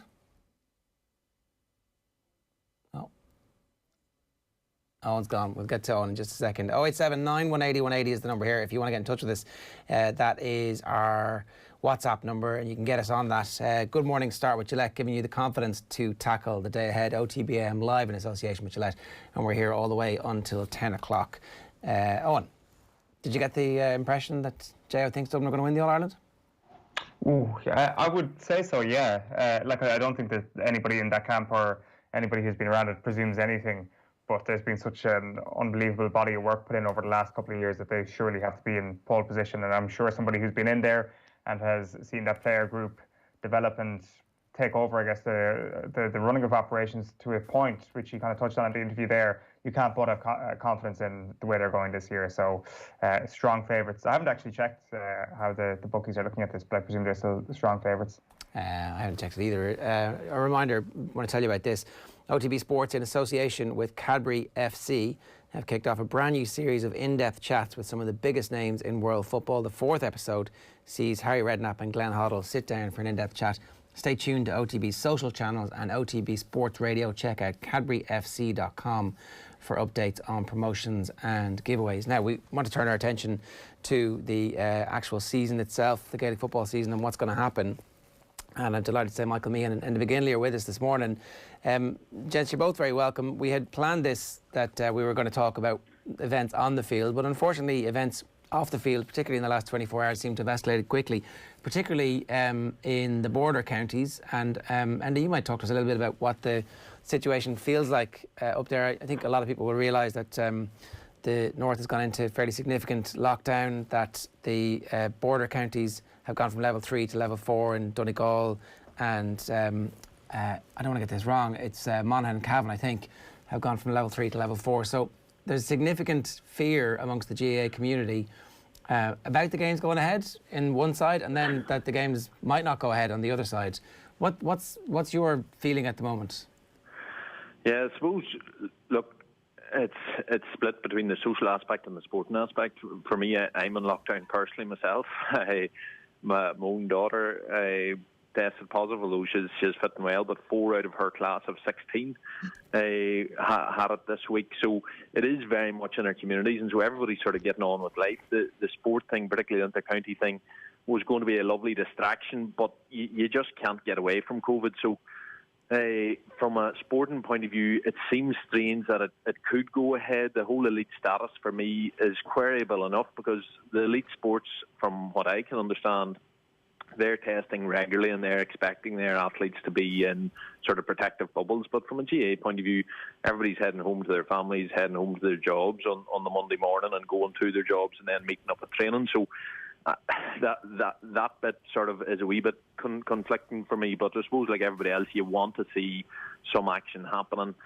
the fact that things have graded upwards is hardly surprising really for anybody. Every trend line going over the past month has only been going in one direction. So, and we all know the measures that it took in March to slow and put the brakes down. And we all know that sitting at level 3 or the restrictions that we had previously up here, it's nowhere near the way people embraced them back in March when it was the full lockdown. So if it took that to put the brakes on it in March, I don't think many in full conscience thought that we were going to see a major halt on rising numbers, and we were going to still see places of real outbreaks which would really hit the numbers. So I think it's unsurprising. The location of it is just the way it is, but the impact on games, that's up to the GA authorities to try and pick apart and what teams are going to be forced to play. We obviously seen Fermanagh were being forced to play down in Clare with half their team. So look, we are all stepping into unknown, and as to whether the games go ahead, I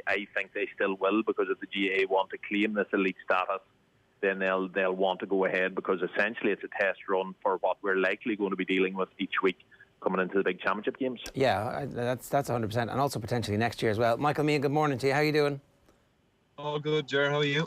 Galway obviously finds itself in a fairly difficult situation as well. We kind of learned about that over the last couple of days too, where the county champions have had to, for the moment, take a bunch of their players out of the under-20 squad and the senior squad as well. So again, what's everybody feeling? What is the actual belief and sense of how Galway are going to be able to deal with this over the next couple of weeks? Yeah, I suppose it's hard to know really. I would have been a big advocate for, we need the championships to run off, just for all the positivity it can bring into the households where people are locked down or people are just fed up. And I would have seen that as a great release for the end of the year, especially as it's starting to peak again further around the county, not just up the north and on the border regions. So, but just when you see how close it's coming into everyone's homes and schools and workplaces, and as Enda alluded to, how that's going to work out when you roll through championship every week or every second week, and the lives that the players, unless they're bubbled and taken away from their work and their family and their colleagues, which can't happen. I don't think it can happen. You're just going to have. It'll be Galway this week. It'll be someone else the next week. Where there'll be infection within the squads. I think Wexford hurling squad were tested en masse in the last 24 hours or so as well, with respect to COVID-19. So it's very difficult to see where it's going to go and how it's going to work. I hope it can work, but I think there's a balance and there's a call to be made eventually on this. And eventually, I'm sure they're looking at it closely already. So if put yourself in the mind of a player at the moment, what would you like to happen, Michael, if you were in the Galway squad at the moment and there was a possibility for the games to go ahead? Would you like those games to go ahead if you felt like it was safe to do so?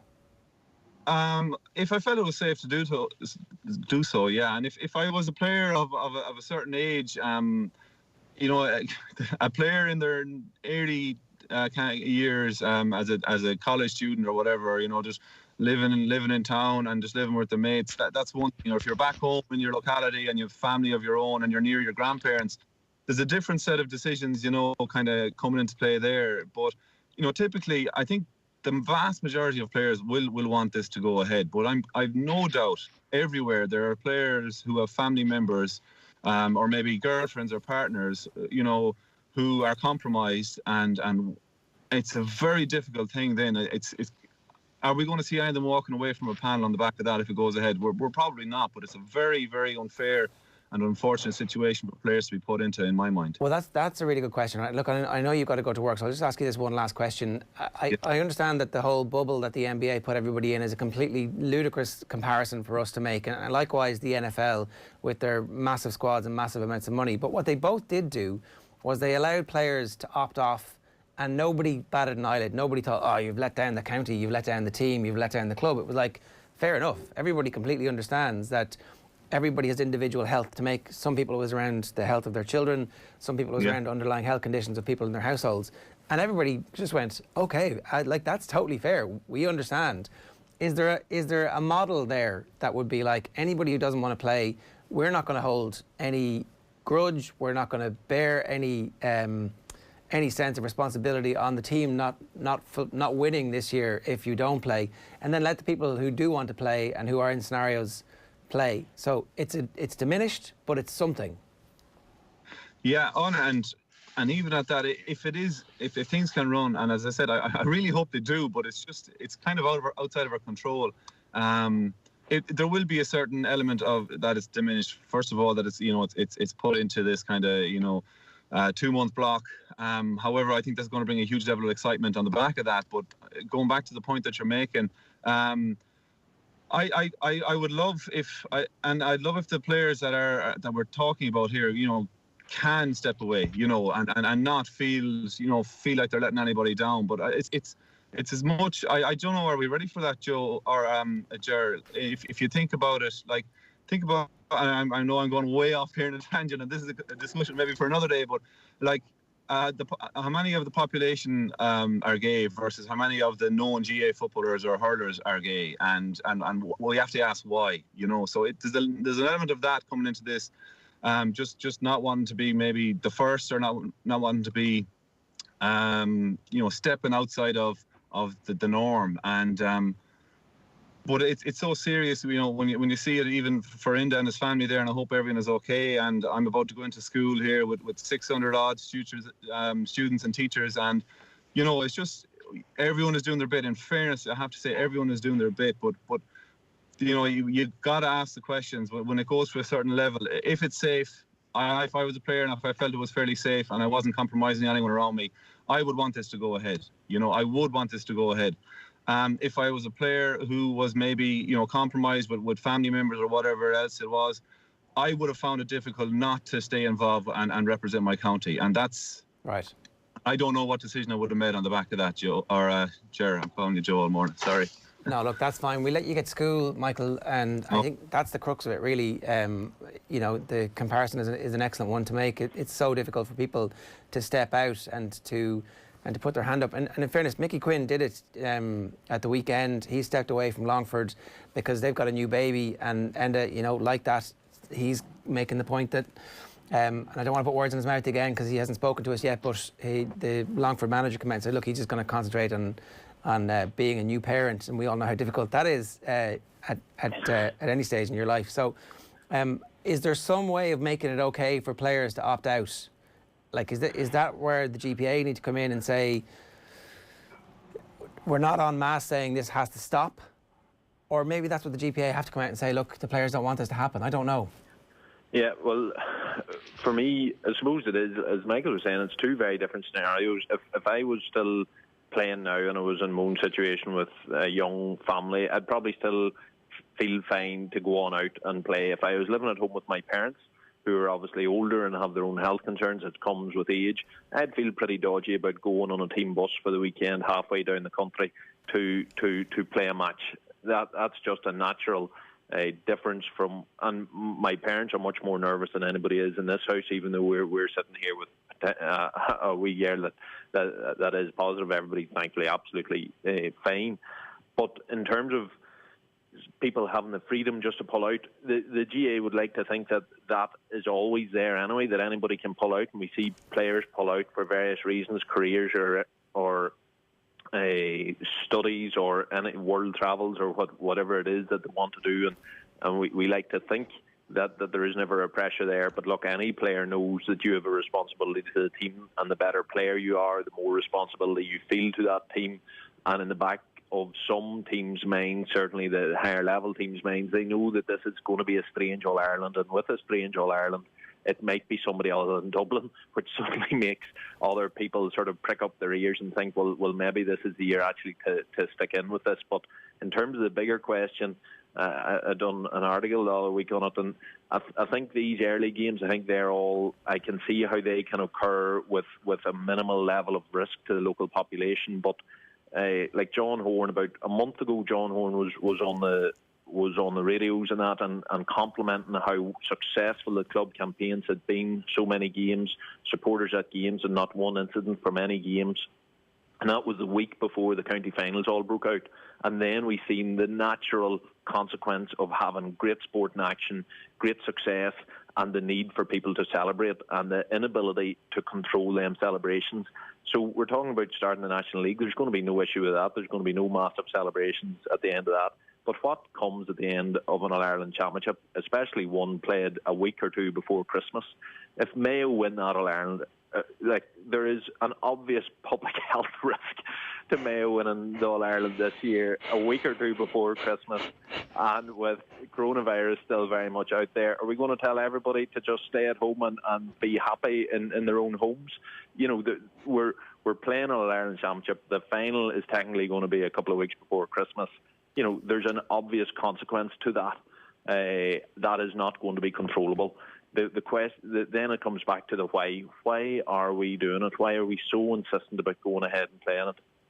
I, like everybody else, can't wait for the weekend. Can't wait to sit down and watch Tyrone Donegal for an hour and a half, be able to forget about things and have a bit of distraction.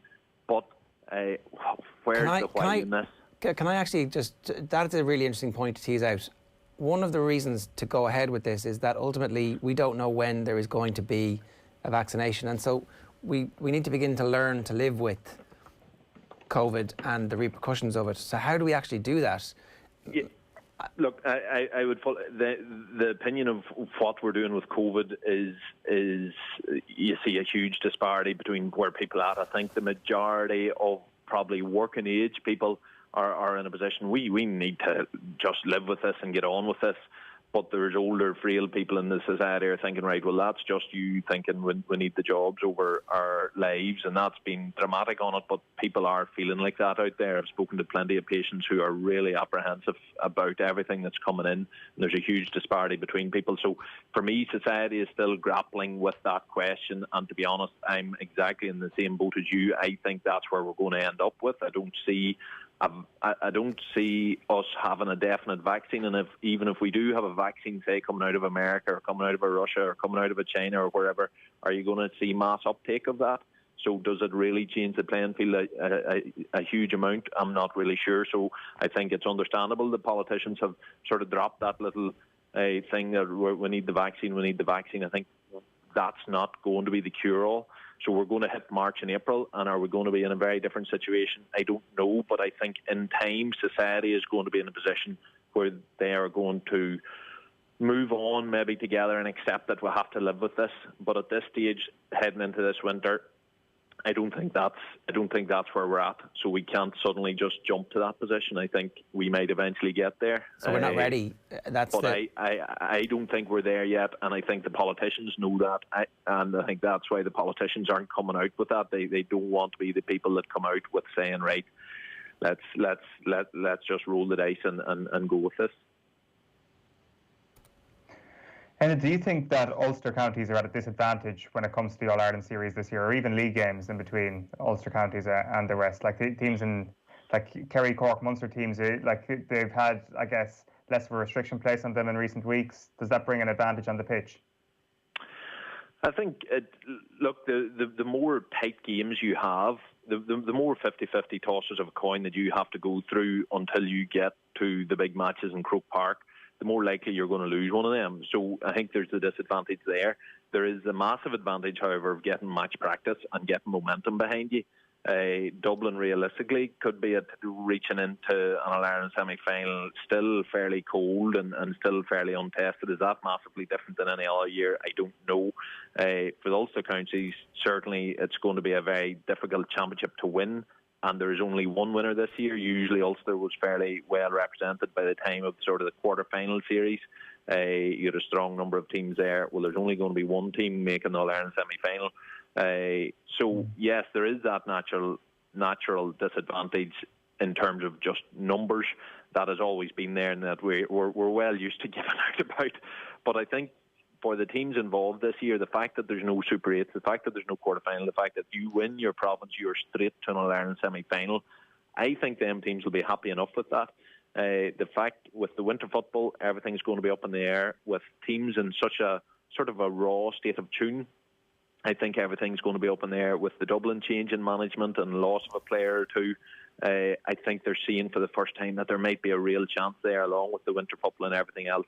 And so, yes, Ulster has its traditional disadvantage if you're looking purely that there can only be one team coming out of that. But at the same stage, Cork or Kerry have a pretty tricky opener there against Cork, with them being pulled together.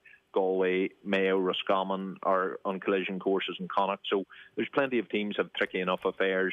Ulster has maybe one additional game, which will be tricky and tight compared to them others. But for the match practice it brings, for the team that comes out of that, they'll be in a fairly good place to be. So we do like giving out about it, but we also like pointing to the fact that we're the strongest province. So we can't really have our cake and eat it this time around. It's a balance. It's a balancing act. Last question for you then. On balance, do you think we'll have a championship? I believe the GA is very determined, and I think they will go on ahead and have a championship. This elite status thing, realistically, if they are treating sports like that, is there going to be any circumstance in terms of numbers that dramatically changes? I'm not sure. I think, are we going to have a decent championship where teams can play fully against each other, or is it going to be a soap opera each week in terms of who's out and who's in and what clubs are out and what clubs are in terms of panels? I think, unfortunately, that's going to be the championship we're going to have. And the value of that and the real need for that is still something I'm questioning. But while I question that on one side, I can't wait for the action to begin on the other side. So I'm just hoping and beyond hoping, maybe as long as we have a bit of hope, I suppose we may take that at this stage. Yeah, that's the conflict that we all feel, I think. Eoin referred to it as guilt a little bit earlier on. And we hope that your daughter gets well really soon and that everybody in the house... She's absolutely fine and blissfully unaware of the crap storm that she's let off. But sure, it's all good. Thankfully, we're all good. Well, listen, great to talk to you again. Thanks a million. All the best, Ger. Bye-bye. It's Enda McGinley, a three-time All-Ireland winner with Tyrone. Earlier on, we heard from Michael Meehan, short and sweet. We'll get him back on very soon to get some more in-depth thoughts. We wanted to talk about football, but as Eoin was saying, events overtook us, and over the last 24 hours, there's certainly been that debate raging about whether or not the game should go ahead. On the one hand, there is the amazing sense of excitement that people feel. These games are going to be great. They're going to be under lights. They're going to be nip and tuck. There are good games pretty much every week from the get-go in both hurling and football. And at the same time, there is a global pandemic on, which has 30-odd people in the ICU at the moment. Now, the one thing is that the ICU numbers have stabilised, it seems, in the last 24 hours, even while the massive number of cases have gone up. That maybe that's the figure that we should be focusing on nationally and be obsessed about. It's the hospitalisations and the ICU, and there probably is a trigger number somewhere there where, okay, this is now out of control and we can't get it back unless everybody stays at home and doesn't speak to each other and wears masks in every single scenario. And we're not there yet. So with that, you've got to continue to plan for the championship and see the best possible way to make it happen. Or you pull the plug on it and you decide we're not going to have any hand, act or part in that. And with that, you lose all that excitement and the air deflates for people. And what's the balancing there? What's the right thing to do? And I think those ICU numbers are encouraging, but they should possibly be seen as an incentive rather than as a reason to change our ways and go out of the phases. You know, that should be seen as a kind of hope that if we abide by the restrictions that are coming down the tracks, and probably worse restrictions, then those numbers can get even lower. That number can be stabilised over the next few weeks. So, God, it is a slight glimmer of light. I saw it on Twitter this morning, but as I say, I think it's more of an incentive for people to actually abide by the rules now for the next little while. 12 minutes past 9 this morning here on OTB AM. Time for something a little different and non-COVID related. Here's the OTB AM oral history of Jim McGuinness's Mayo Lynx. I was told that Jim McGuinness was down in Limerick. I'm looking for a good number 2. Jim McGuinness isn't coming down to talk to him about forward play. From Off the Ball and OTB AM, this is Mayo for Jim, an attempt to untangle the web of intrigue that involves one of Ireland's most fascinating coaches and one of the country's most cursed teams.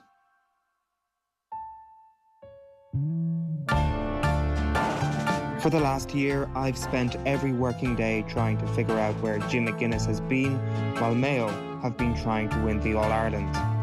You see, Jim McGuinness and Mayo's relationship started off as your typical inter-county manager relationship with Mayo, whereby Mayo caused him all sorts of problems in the big games that weren't All-Ireland finals. For McGuinness, he came, he saw, he conquered, but after landing a knockout blow on the Dubs in 2014, his team were beaten in an All-Ireland final, and then nothing. He packed up and left his Gaelic football coaching behind before immersing himself in soccer. Celtic is where he was plying his trade as a coach, and we thought we'd never see his name mentioned in a GAA context again. That was until September 2016. Stephen Rochford is in an All-Ireland final for the first time. His Mayo men are looking to stop Dublin's bid for back-to-back All-Irelands. They are also, it seems, looking to go above and beyond to find that crucial edge. On the Friday night of All-Ireland weekend, Martin Carney is on the last word with Matt Cooper, and he drops this bombshell. They might even have a double sweeper. It's interesting, in their last weekend in Limerick, they had Jim McGuinness down, maybe speaking to them, etc., etc. Now, Jim McGuinness isn't coming down to talk to them about forward play. Jim McGuinness in Mayo.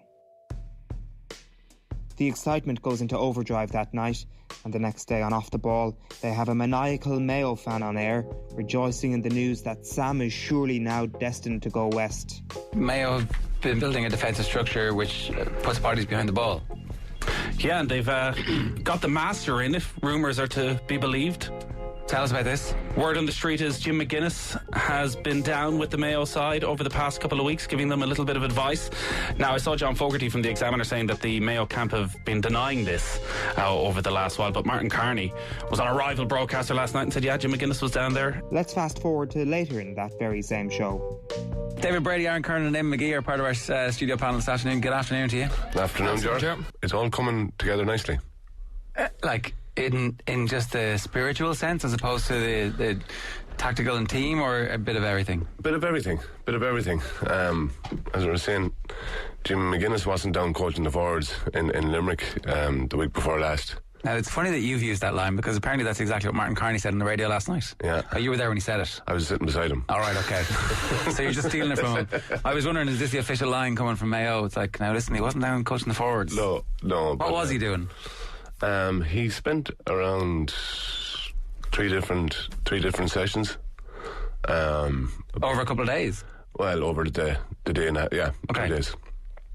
And basically, you know, honestly, I don't agree with it. I don't think it's good. I don't think it's right. That you bring in someone, now, you always seek advice, but to bring in someone so close to a final, are you kind of saying to yourself, well, we need you? There's no doubt about it. Mayo are after getting their hands on one of the great modern minds of Gaelic football, the man who knows how to stop these dubs, the only man who has stopped these dubs. The musician in the big tree who plays the green and red of Mayo on loop starts to tune his guitar. But then, boom goes the dynamite. Later in that very same panel, Eamon McGee is mid-flow when David Brady receives an explosive text. If we got Mayo in this final, and Kerry threw that back in our face now, but we wanted Kerry. Yeah. Do you? It's like everything else. I was told that Jim McGuinness was down in Limerick. I know for a fact now he wasn't. You've just had someone text you? Yeah. That's put to bed there now, boys. And this guy wasn't telling lies. So what is the benefit of trying to get the story out there? I don't know. That's Nathan's laughter in the background. I can categorically say no, and this is not lies. Stephen Rochford has never spoken to Jim McGuinness in his life. Maybe this is a bit like Kaiser Soze from Usual Suspects. They're trying to build up this legend now and put fear into the dubs. Never spoken to his life. Martin Carney said it last night. Yeah. So Carney obviously believes he had a good source. And so it turned out that what we thought was a simmering romance between McGuinness and Mayo was probably never happening in the first place. Mayo end up scoring 2 own goals in the All-Ireland final, and Dublin win a second consecutive All-Ireland after a replay. McGuinness flies to China because there is less chance of getting a desperate message off the Mayo County Board on Facebook over there. And then, nothing. That is until August 2018. With Stephen Rochford heading for the exit door, the Irish Sun report that McGuinness could be in the mix for the job. Later that month, on August 27th, Rochford eventually does resign as Mayo boss. Here is off the ball that night. What names are on people's lips then to replace Rochford, David? Oh Jesus, Pope Francis. It's becoming an absolute. It's becoming a joke at this juncture. It's not a time for naming names. But I can tell you, Jim McGuinness is anywhere next Mayo associated with Mayo football. How do you know that? Sorry. How do I know that? Because Mayo's next appointment will be for someone that is there to develop and needs to be developing Mayo football. It's not because the name Jim McGuinness, but I think a guy coming into town, all guns blazing, is not what Mayo need. So McGuinness's name is in the hat, James Horan's name is in the hat, and as it turned out, they were both booked for an off-the-ball roadshow 4 days later. We couldn't have set this up, really, you two, could we? Well, you did set it up. We didn't. You were booked long before you rang us to be here. James, what can you bring to the position that Jim can't, would you say?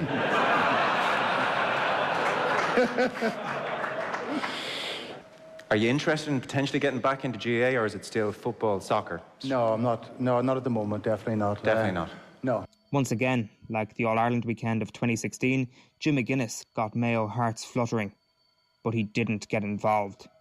This time he fled to North Carolina to escape being anywhere near a GAA setup, and I guess for Mayo people, there was a comfort in that.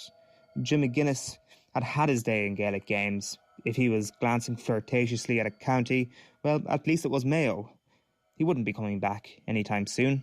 And even if he was eventually going to come back, surely it would be to his OTB roadshow buddy James Horan's backroom team, right? Right? Wrong. After helping Mayo's mortal enemy with an advanced hand-passing drill that no one had ever seen before, it was time to get closure once and for all this week. Did Jim McGuinness ever even come close to working with Mayo all those years ago in 2016? Andy Moran, step on up. How aware were you about those rumours at the time? Did you hear anything about it? Because we'd DB in studio with us going, geez, that'd be great. And then getting a text live on the air going, I can categorically state they've never had a conversation in their lives. To this day, I don't know if it's true or not. Yeah, no, we didn't. We never did. DB is... DB. So I remember that. We had a great old laugh about that. And it was good fun. So there was never any involvement with Mayo. That's it. No, we're getting the truth. No. Not that I know of. Anyway, I've never met Jim off a playing pitch, really. Do you know? So there you have it. Stephen Rochford has never spoken to Jim McGuinness in his life. Mayo have not won the All-Ireland since 1951, and it turns out that McGuinness's drills are shite anyway. And who cares? Dublin are more than likely going to win at least 12 in a row.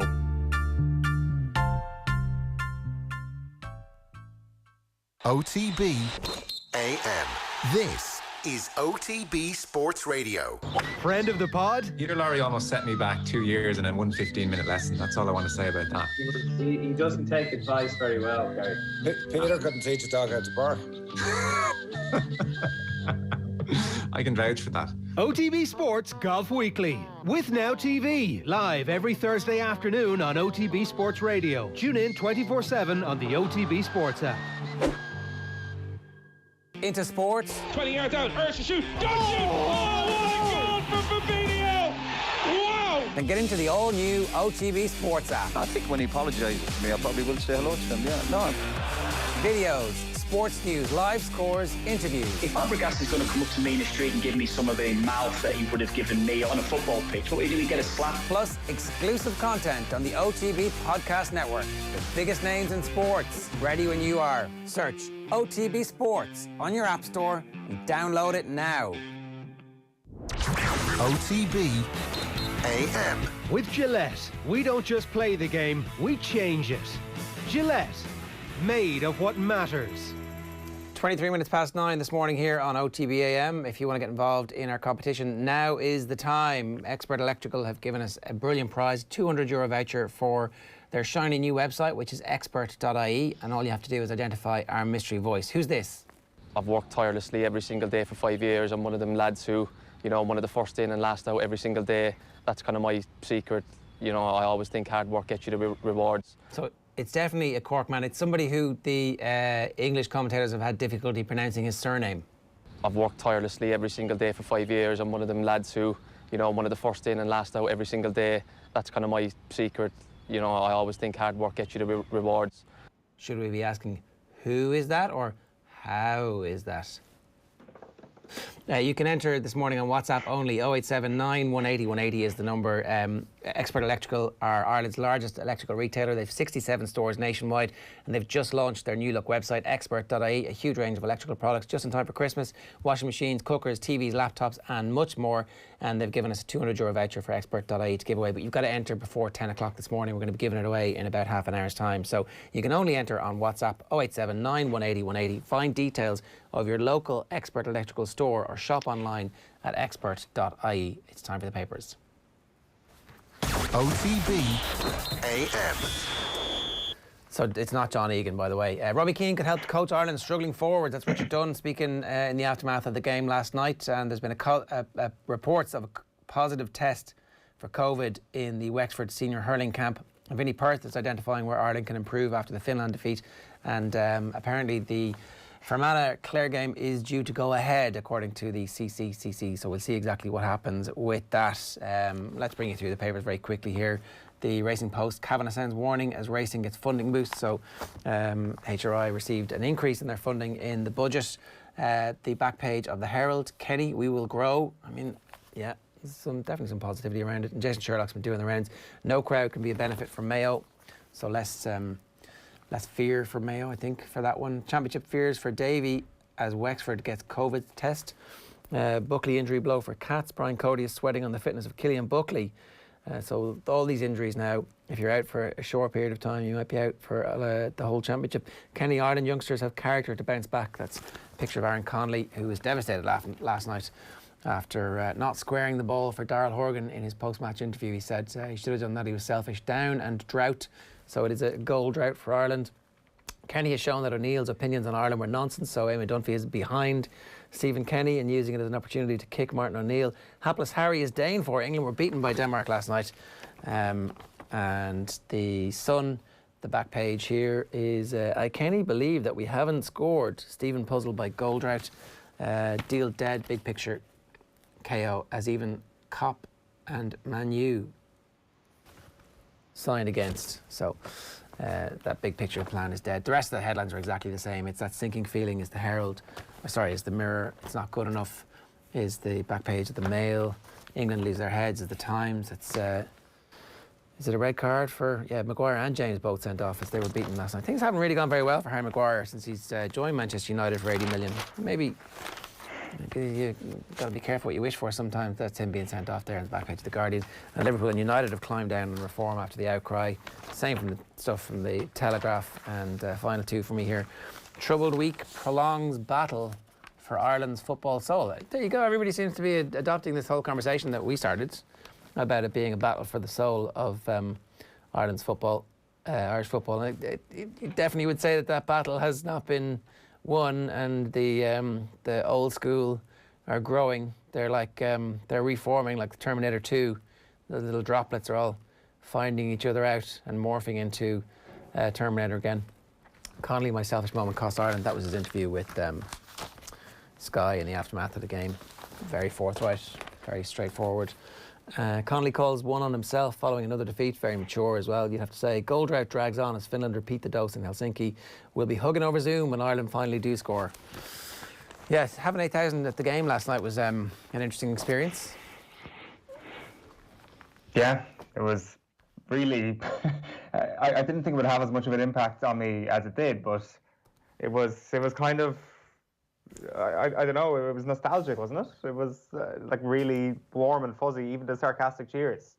I really loved it. It was just great seeing people congregate there. Although I did Google like how are Finland doing with COVID, and being like, well, they're obviously doing amazingly well. And like the day before they opened the gates to fans, the spike had just gone right up for like considerably their highest day of the entire pandemic. Right. And I was like, if this game happened maybe a week later, they'd probably be in a situation that we were in now, where the government are like, scrap this. So maybe it's one of the last things that the Finnish people get to enjoy for a while. But it was class, and you forget that the fake crowd noises truly are well and truly robotic and very artificial when you listen to the real crowds once again. All right, 28 minutes past 9 this morning. OTB AM is live in association with Gillette. Good morning. Start with Gillette, giving you the confidence to tackle the day ahead. Now, I'm delighted to introduce our next guest. Is a footballer called Mark O'Brien. Mark, good morning to you. How are you getting on? Yeah, morning. Not too bad. Yourself? Yeah, good. So you've had a fairly remarkable story over the last decade, really. You played football with Newport County, is that right? Yeah, that's where I've kind of finished my career for now. And yeah. So you've just recently retired? Yeah, I retired a couple of months back, obviously with medical reasons, like due to the heart issues I've had since I was 16. So maybe we'll start there then. That's not a bad place to start. At 16, you have heart issues. How serious were those heart issues? It was like when I flew over from Dublin, from Cherry Orchard, literally done really well in my first season, made me debut at 16 at the end of that year, so I thought everything kind of went according to plan. And then the following season I had heart screening and signing me scholarship, and one thing led to another, where they found I had like a leak in aortic valve, which was something where it was tough to take, but at the beginning they told me I would only need an operation in 50 years time, and there's nothing to worry about. It'll be later in life, football will be finished. So I never really took notice of it, but then the more scans I got, the worse it progressed with all my training and everything. So it went from 50 years to 20 years, and then 20 years went to 10 years, and then I went to see a surgeon, and he told me within the next 2 weeks. So everything was going to deteriorating really quickly. And it was just one of them things. They gave me the open heart surgery, and they said that it's not guaranteed I'll ever play football again. The valve might last you a year. It might last you a maximum of 5 years. And I just tried to give it everything I could. Once they gave me that small glimmer of hope, I just jumped at it really. And I was lucky enough, and like I say, that's why I have no regrets over retiring, because I was lucky enough to get 10 years. So this is all at Newport, is it? No, when I was 16, I flew over to Derby County, and that was my first club. And then, as I said, through my career, I've had a couple of different clubs. I was at Luton, I was at Motherwell, and I was at Southport on loan, and then Newport for the last 3.5 years is where I kind of finished up my career. And did it was the medical staff at Derby County who discovered the issues with your heart, was it? Yeah, the medical staff at Derby, once I had the heart screening, obviously picked up on it, and then I was wearing heart monitors and training and stuff like that. And as I was wearing the heart monitors, they were realising my heart rate was a lot higher than everyone else's. And then we just followed her up with more scans, and we followed her up with more specialists, and we just thought, well, we might as well see what this is. And like I said, the more training I done and the more severe it was getting, it was an operation that happened. Obviously it was out of my hands, there was nothing I could have done about it. But as you say, it was one of them things. I was lucky that I actually flew over to England and had a chance of playing in an academy to get these heart screenings, because like you say, if I was playing for Cherry Orchard on a Sunday league side, then I probably wouldn't have found out about it, and God knows what would have happened then. So there's a possibility that you could have been playing football completely happy, wondering why you were a bit tired sometimes after games that normally you would have been fine after, and then it deteriorates really quickly, and all of a sudden you're dying, or you're in a fairly bad way with emergency surgery. Yeah, that's exactly the way the surgeon put it to me. I remember we went in and we sat in the room with the surgeon, and this was after our doctors telling me I won't need an operation for 20 odd years, and I'm thinking football will be long gone by then. And then he sat me down in a room. There was me, my mum, my dad, and the Derby physio. And he came in with a model heart, and he said, right, if you don't get this operation done within the next year, he said, you're more than likely going to die. And he said that to me at the age of 16. So, like, for me, it was like one of those moments where, like, you're thinking, he can't be speaking to me, he can't be saying this to me. And then he looked into his diary, and I'm going in with the mindset of thinking I don't need an operation for 20 years. And he turned around and told me, you might have to have it in the next 2 weeks. And like I said, I was lucky enough that Derby did pick her up. But it was just one of those things, my kind of career that started off with a debut at 16, felt as though it was getting dragged away from me. For the first team, you played for the first team at Derby at 16? Yeah, I made my debut when I first flew over from Dublin in that season. I made my debut last day of the season against Watford.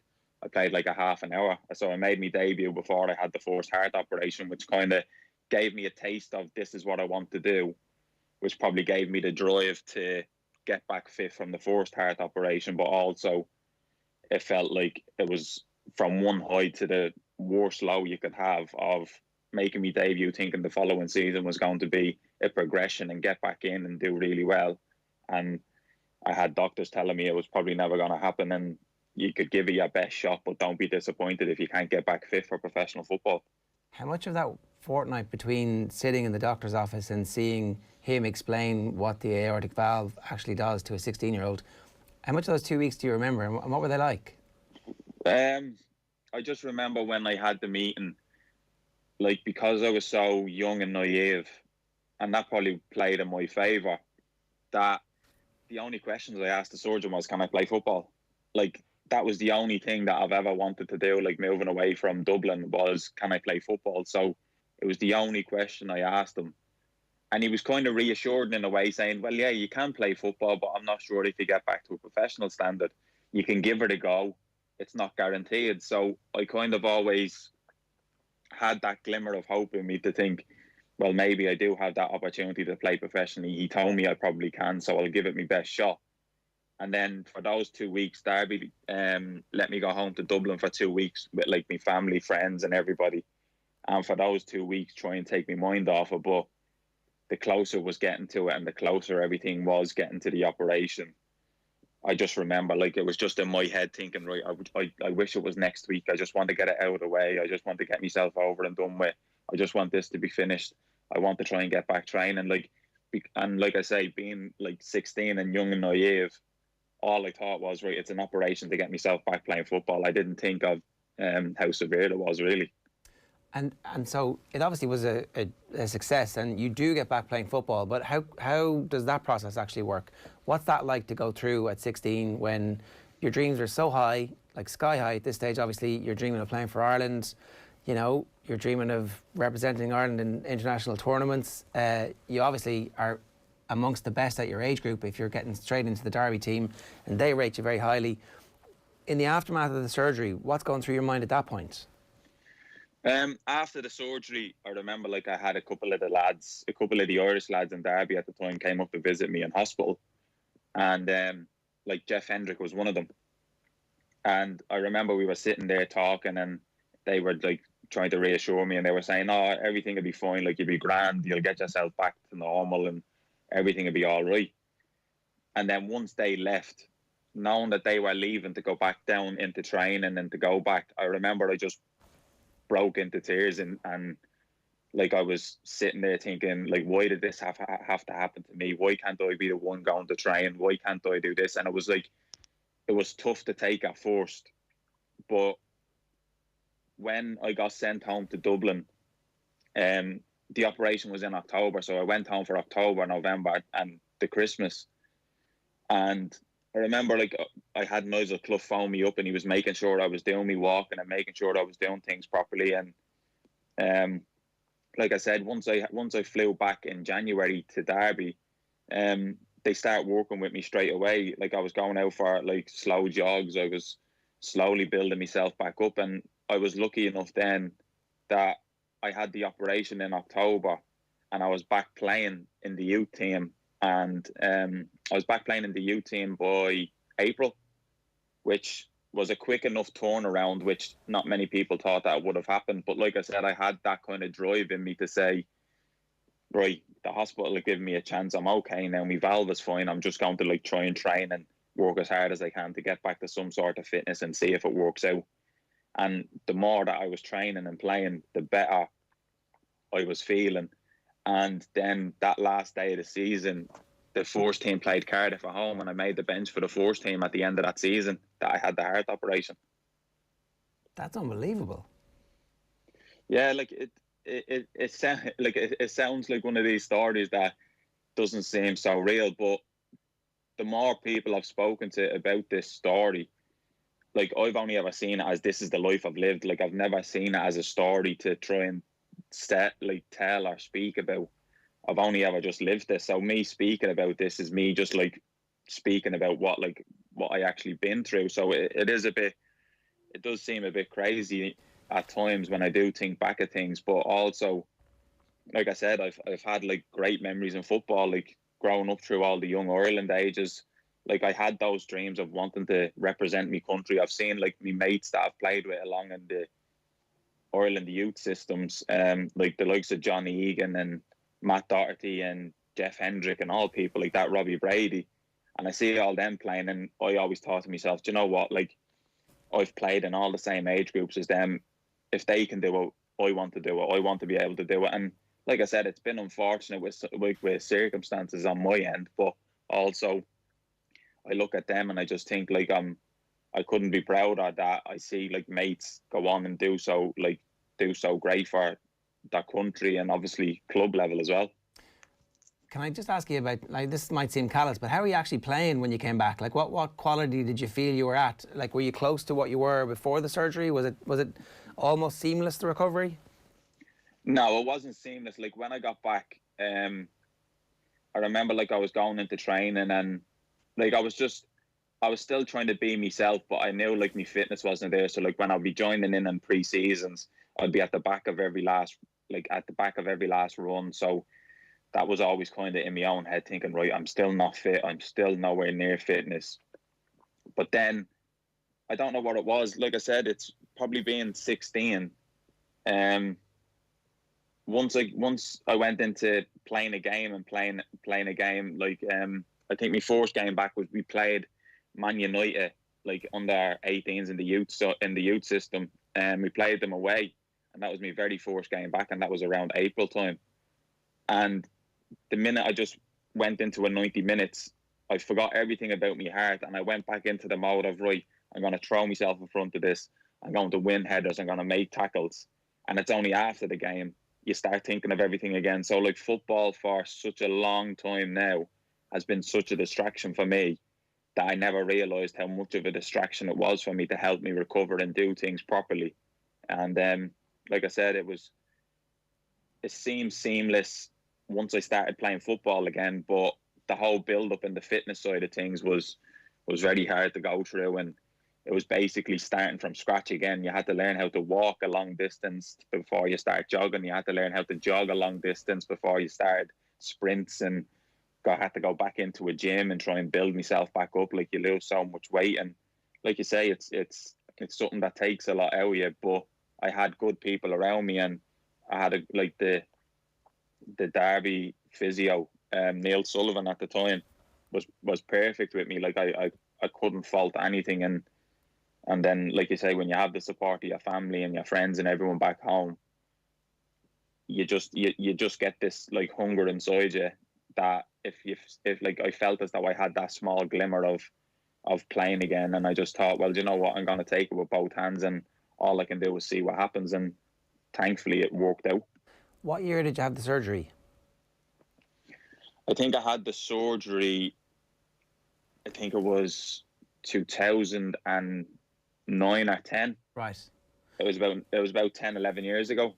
And yeah, so like I said, like within that time, I had the surgeons telling me, like, the valve isn't guaranteed to last you. It's going to last you from 1 year to 5 years maximum.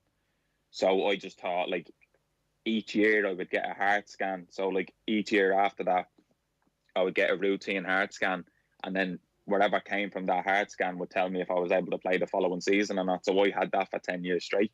Right. And pardon my ignorance on this, is the valve safe now? Is it, or at some point do you have to get that replaced? No, that's the thing. When was it? 4 months ago, I just had my second open heart surgery. Right.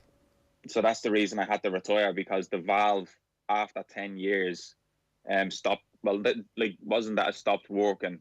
It just does something where it starts to slow down a lot of things, and it calcifies, which means it gets really hard. So the pressure from your blood going through your heart can cause a bit of damage and stuff. So it's just something that needs to be replaced. So 4 months ago in July, just gone, July 2nd, I had my second open heart surgery, and that's the reason I had to retire. And could you feel the closer you got to retirement, Mark, that valve was wearing down, or did you feel under more pressure the further you got away from that initial surgery? Not really, to be honest, because like I said, I always knew in the back of my head, and nobody in football knew this about me until if someone was to play alongside me or someone was in the same team. Nobody knew I had to get a scan once a year to find out if I was able to play the following season. So I always knew my career could end by 1 year, or it could last me 10 years, it could last me 5 years. I never knew. So my love for football was basically, I'm going to enjoy every single year of playing, do the best I can do, and have no regrets about it. And that's the only thing that I done throughout.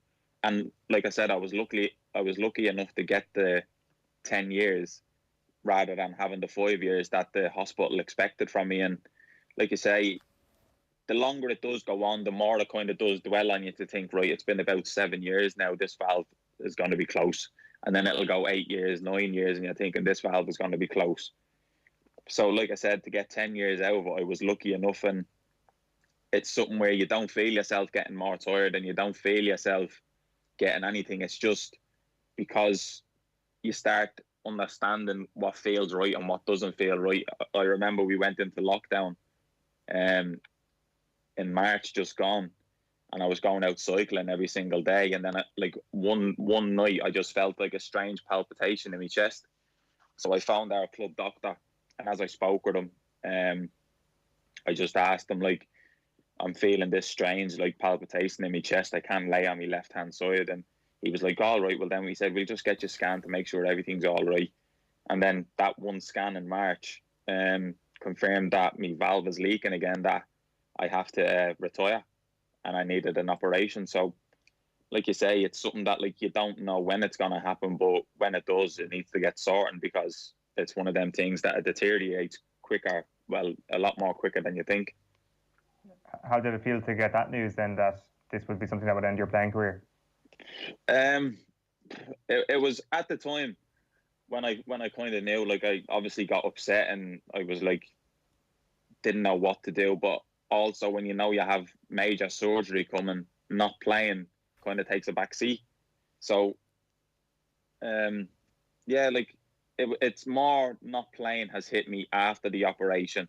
Now that I'm feeling a lot better, and now that I'm more active, and now that everything is going in my direction and everything's going well for me, the fact of not playing now and trying to find that different purpose of, right, I'm not going to be playing on a Saturday, so what else can I do?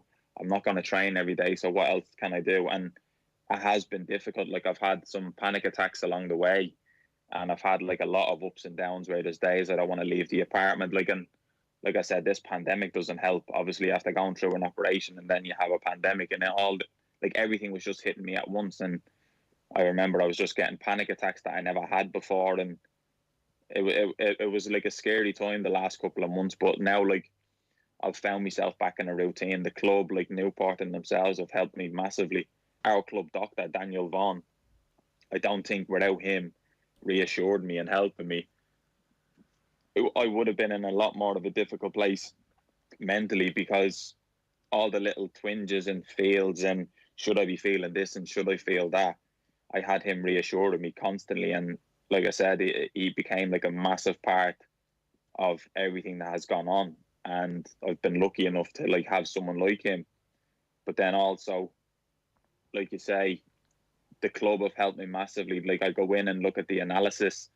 I kind of sit in the backroom staff, and I kind of sit there and go through games with the analysis fella, and I sit there and I'll watch games and I'll give my little input on what I think, or if I've played against these players, what are they like physically, what are they like, and all different stuff like that. But it's mainly just to kind of keep me in and around football, and also to keep me mind active to what I'm missing in training every day. I'm actually able to keep my mind like active now, and it's helping a lot more. And it's as well as that, on the match day when the lads play at home, I do the commentary for the I follow that like all the fans watch. So like I said, I'm just doing little bits here and there to try and find out like what my interests are, because the last 10 years of my life, all I've ever known is football. So were you actually having panic attacks and anxiety while you were playing, but putting it down to a heart issue? When I was playing, like, I never had anxiety. Like, the only anxiety I ever had while playing was going out for a match on a Saturday. Like, I didn't want to make a mistake, and you don't want to be at fault for a goal. Like, you have to play your best, and just put myself under pressure, like what any footballer would do. Like, and you build up those nerves inside you, and to have those nerves gives you the adrenaline to go out and play. And like, so it was never anything that I ever thought of. And then you go out and play the 90-minute game, and like you say, the anxieties and everything are gone. So like, you don't even realise that you've got them. It's only been now that I don't have that distraction from football. It's been a lot more difficult because I don't have anything to take my mind away from all the thoughts that might be coming into my head, like the what ifs and what's this feeling in my chest, and I can't, like, it's tough to walk up flights of stairs, like all these different panics. And then, like you say, with the pandemic and everything, and like I could turn around and wake up one morning and go, oh, I have a sore throat, or do you know what, like, everything just runs through your head for no apparent reason. But I have no outlet, like I've had no like kind of out to say, right, I'm going to go training, or I'm going to go play a match, and then it's all forgotten about. And that's the part I've struggled with a lot more than the physical side of things on this whole recovery. Does having come through it once make it easier or harder? I think after coming through it once, like, it's hard to kind of judge it between the two, because when I was 16, I didn't have a clue what was going on. All I thought in my own head was, I'm going to get to play football after this, so let's just get it out of the way. Let's just get it done. I'll be fine. Everything will be fine.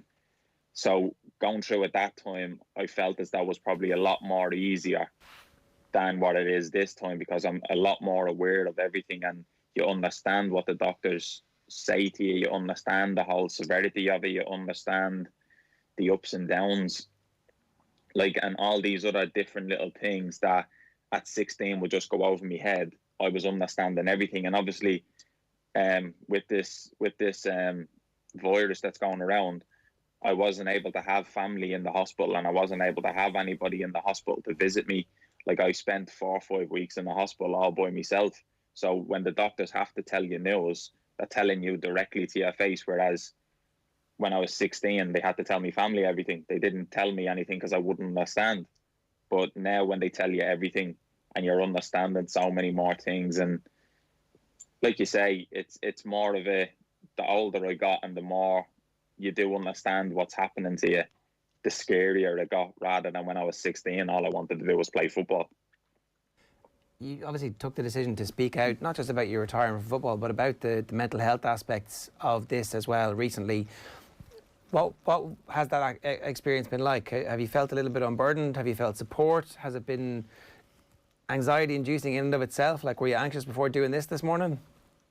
Yeah, like, don't get me wrong. Like, I always get anxious before speaking, because it's like, the only way I described it to people when I was actually saying about speaking out about myself is that anything that I've ever spoken to, like if I've spoken to a newspaper, I've spoken to anything, was always about a big game coming up. If we were playing Man City in the FA Cup, if the lads were doing really well, if we made the playoff final, everything was always football. And now it's strange for me because I'm actually speaking about myself, and it's something that through my whole career I've never liked doing. I've never liked speaking about if I was speaking about my heart problems or speaking about actually feeling nervous about things. I never spoke about stuff like that because I was always someone that I never wanted the sympathy act. I never wanted people to pity me. I never wanted people to give me an easy way through. So when I was 16, from there on, I just wanted people to treat me as a normal footballer. I didn't want to get kind of the easy pass because he's had heart surgery and we need to take it easy on him. I just wanted to be treated normally. And kind of what struck me about that was after my operation, I had Stuart McCall who signed me at Motherwell, and he spoke to me and he sent me a text saying, just read your article, it's brilliant. I didn't even know that you had to get a scan year to year to make sure your heart was fine. It's a remarkable story. You should be proud of yourself. And that's a manager who signed me, who didn't know anything about my heart issues and stuff like that. And so I always like to keep my private life to myself, and I always used to just speak football. And it's only like I said, family and friends that would know. Growing up, I've always been a person that would worry a lot. If I was going to be late for football, I'd worry about being late, and I'd worry about making mistakes in football. I used to always put so much pressure on myself, but now I put pressure on myself more these days since the retirement of I need to feel better quicker. I need to do this better.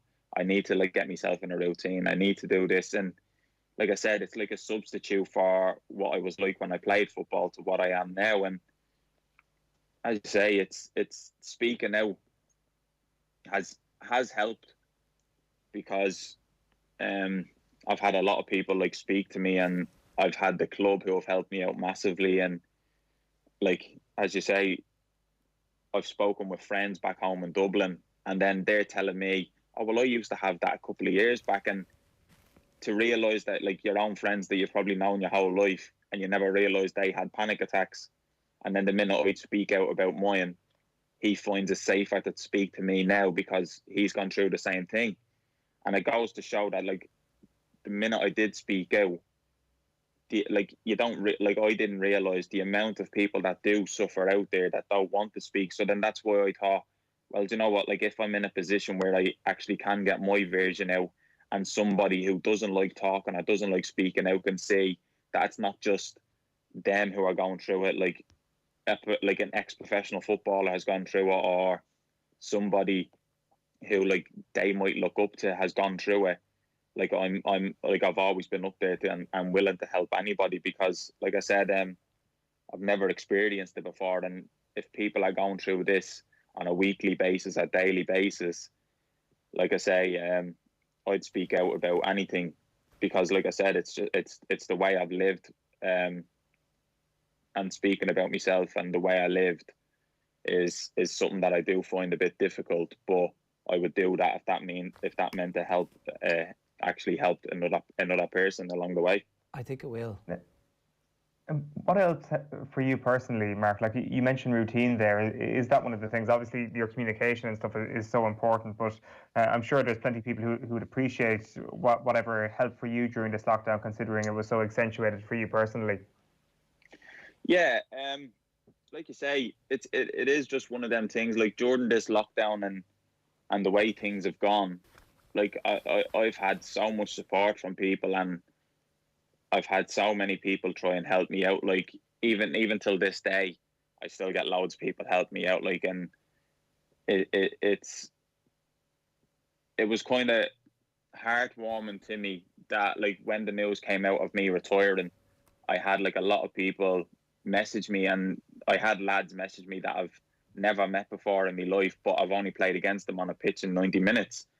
And I never knew, because I always kept myself so private, or I always kept myself to myself so many times, I never knew I kind of impacted on so many people where, like you say, I had Derby fans speak to me. I had Newport fans message me. I had managers who I've played under. I've had managers who I played against. I've had players that I've played against. And like you say, I never realised that I had that, that people remembered me, that I actually left a name for myself, or I felt credible. And as well as all that, through all this, getting those kind of messages has kind of spurred me on and has kind of helped me. But as you said, staying in routine is something that I've always known my whole life. You get up in the morning, you go out to train, you come back from training, you could go to get a coffee, but then you knew what you were doing month to month, because football was always that kind of structure. Monday to Friday, you knew what you were doing. Game on a Saturday, day off Sunday, and then you just keep continuing that. And when that's been a part of my life for the last 10 years, now all of a sudden, without knowing it was going to end this year, it's ended, and you find yourself out of routine, and you find yourself with a lot more time in your hands. And I was trying to figure out, how am I going to get this routine back? And like I said, then once I spoke out, and once I've been speaking and going down to the club a lot more and helping out around there and doing the commentaries on the weekend, has kind of put me back in that mental frame of having a routine. And I find myself progressing so much better now, because I'm not sitting around half as much, or I'm not thinking about things. I'm more thinking about, right, when we go into look at this team or the analysis, what players are doing the right things. And then when I come home, I kind of watch a lot of football now, where I probably never watched half as much when I was playing, but I watch loads of it now because I miss it. And you're looking at games in a different way now, and I'm looking at games in more of a, well, he likes to play this way, and this is the formation they could play. And it's just all different experiences that I'm more excited over now than I am feeling sorry for myself. And I've never been someone to feel sorry for myself. And it's something where now that I'm able to see that kind of light at the end of the tunnel, where I'm enjoying what I'm doing and I'm finding these new experiences, it's helping me massively recovery-wise and mentally. Yeah, well, I've no doubt that just telling the story here this morning is going to introduce you to a whole new Irish audience who, as you say, wouldn't have had a clue about what was going on in the past. Well, listen, we wish you the very best of luck with your recovery, and what sounds like it's going to be an exciting career in football ahead of you as well. So thanks a million for talking to us this morning, Mark. Cheers, thanks very much. You can get Mark on Twitter at Mark_O'Brien92, and he's been tweeting about mental health stuff, loads of stuff coming through there. Good on, Mark, inspirational stuff. Bernard says he's an inspiration, and somebody else on Twitter as well saying that was a great interview. Mark O'Brien, ex-Newport County, ex-Republic of Ireland underage international as well. Our competition today, we have a winner. Expert Electrical, Ireland's largest electrical retailer with 67 stores nationwide, have given us a €200 voucher for their new online store. It's expert.ie to give away every morning. Peter Murphy, correctly identified. I've worked tirelessly every single day for 5 years. That's I'm one of them Connor lads who, Harahan. one of the first in and last out every single day. We didn't know it straight off. That's We kind were of my secret. Confused early on. We got there eventually. Rewards. Find details of your local Expert Electrical store. Shop online at expert.ie. One more chance to win tomorrow. A reminder, of course, the 2020 GAA Football All-Ireland Senior Championships are almost here. To market, SuperValu and OTB are calling on GAA fans across the country to support where you're from. Are you the country's most devoted superfan? We want you to send us your videos with the evidence of how much of a superfan you and your family are. Some brilliant prizes up for grabs for this. Send your 20-second videos of a pre-match speech, your pre-match setup at home, or live match reactions. We want to see why your county team means so much to you. WhatsApp them to us, 0879 180 180, or you can use the hashtag where you're from on social media, and we'll choose a winner every Friday during the championship. Each weekly winner lands a €200 voucher for a SuperValu near you, and you can also get the chance to star in SuperValu's Superfan series, a fly-on-the-wall peek inside the homes of dedicated supporters around the country. Check out facebook.com/SuperValu Ireland. And finally, marking the conclusion of 20 by 20, celebrating a transformative 2-year moment for women in sport, you're invited to a virtual event at midday on Wednesday, the 21st of October. Amazing lineup: Martina Navratilova, Ada Hegerberg, Rachel Blackmore, Brian O'Driscoll, Sonia O'Sullivan and more, as we discuss and debate what future we want for women in sport in Ireland. Check out Think It, Ask It, that's the hashtag, or the 20 by 20 social media channels for details on how to register. You're going to have to register to see Martina, so make sure that you get onto that. OTB Sports, proud partner and supporter of 20 by 20. Really busy day on OTB Sports Radio for you as well. It's Wexford 1956 with Art Foley and Ned Wheeler. That's OTB Gold. Gillette Up Close and Personal is up next with Jason McAteer and Mark Lawrence. And Mick O'Connell at 80 is OTB Gold at 6. Nathan's back from 7. See you tomorrow. OTB AM. With Gillette, we don't just play the game, we change it. Gillette, made of what matters.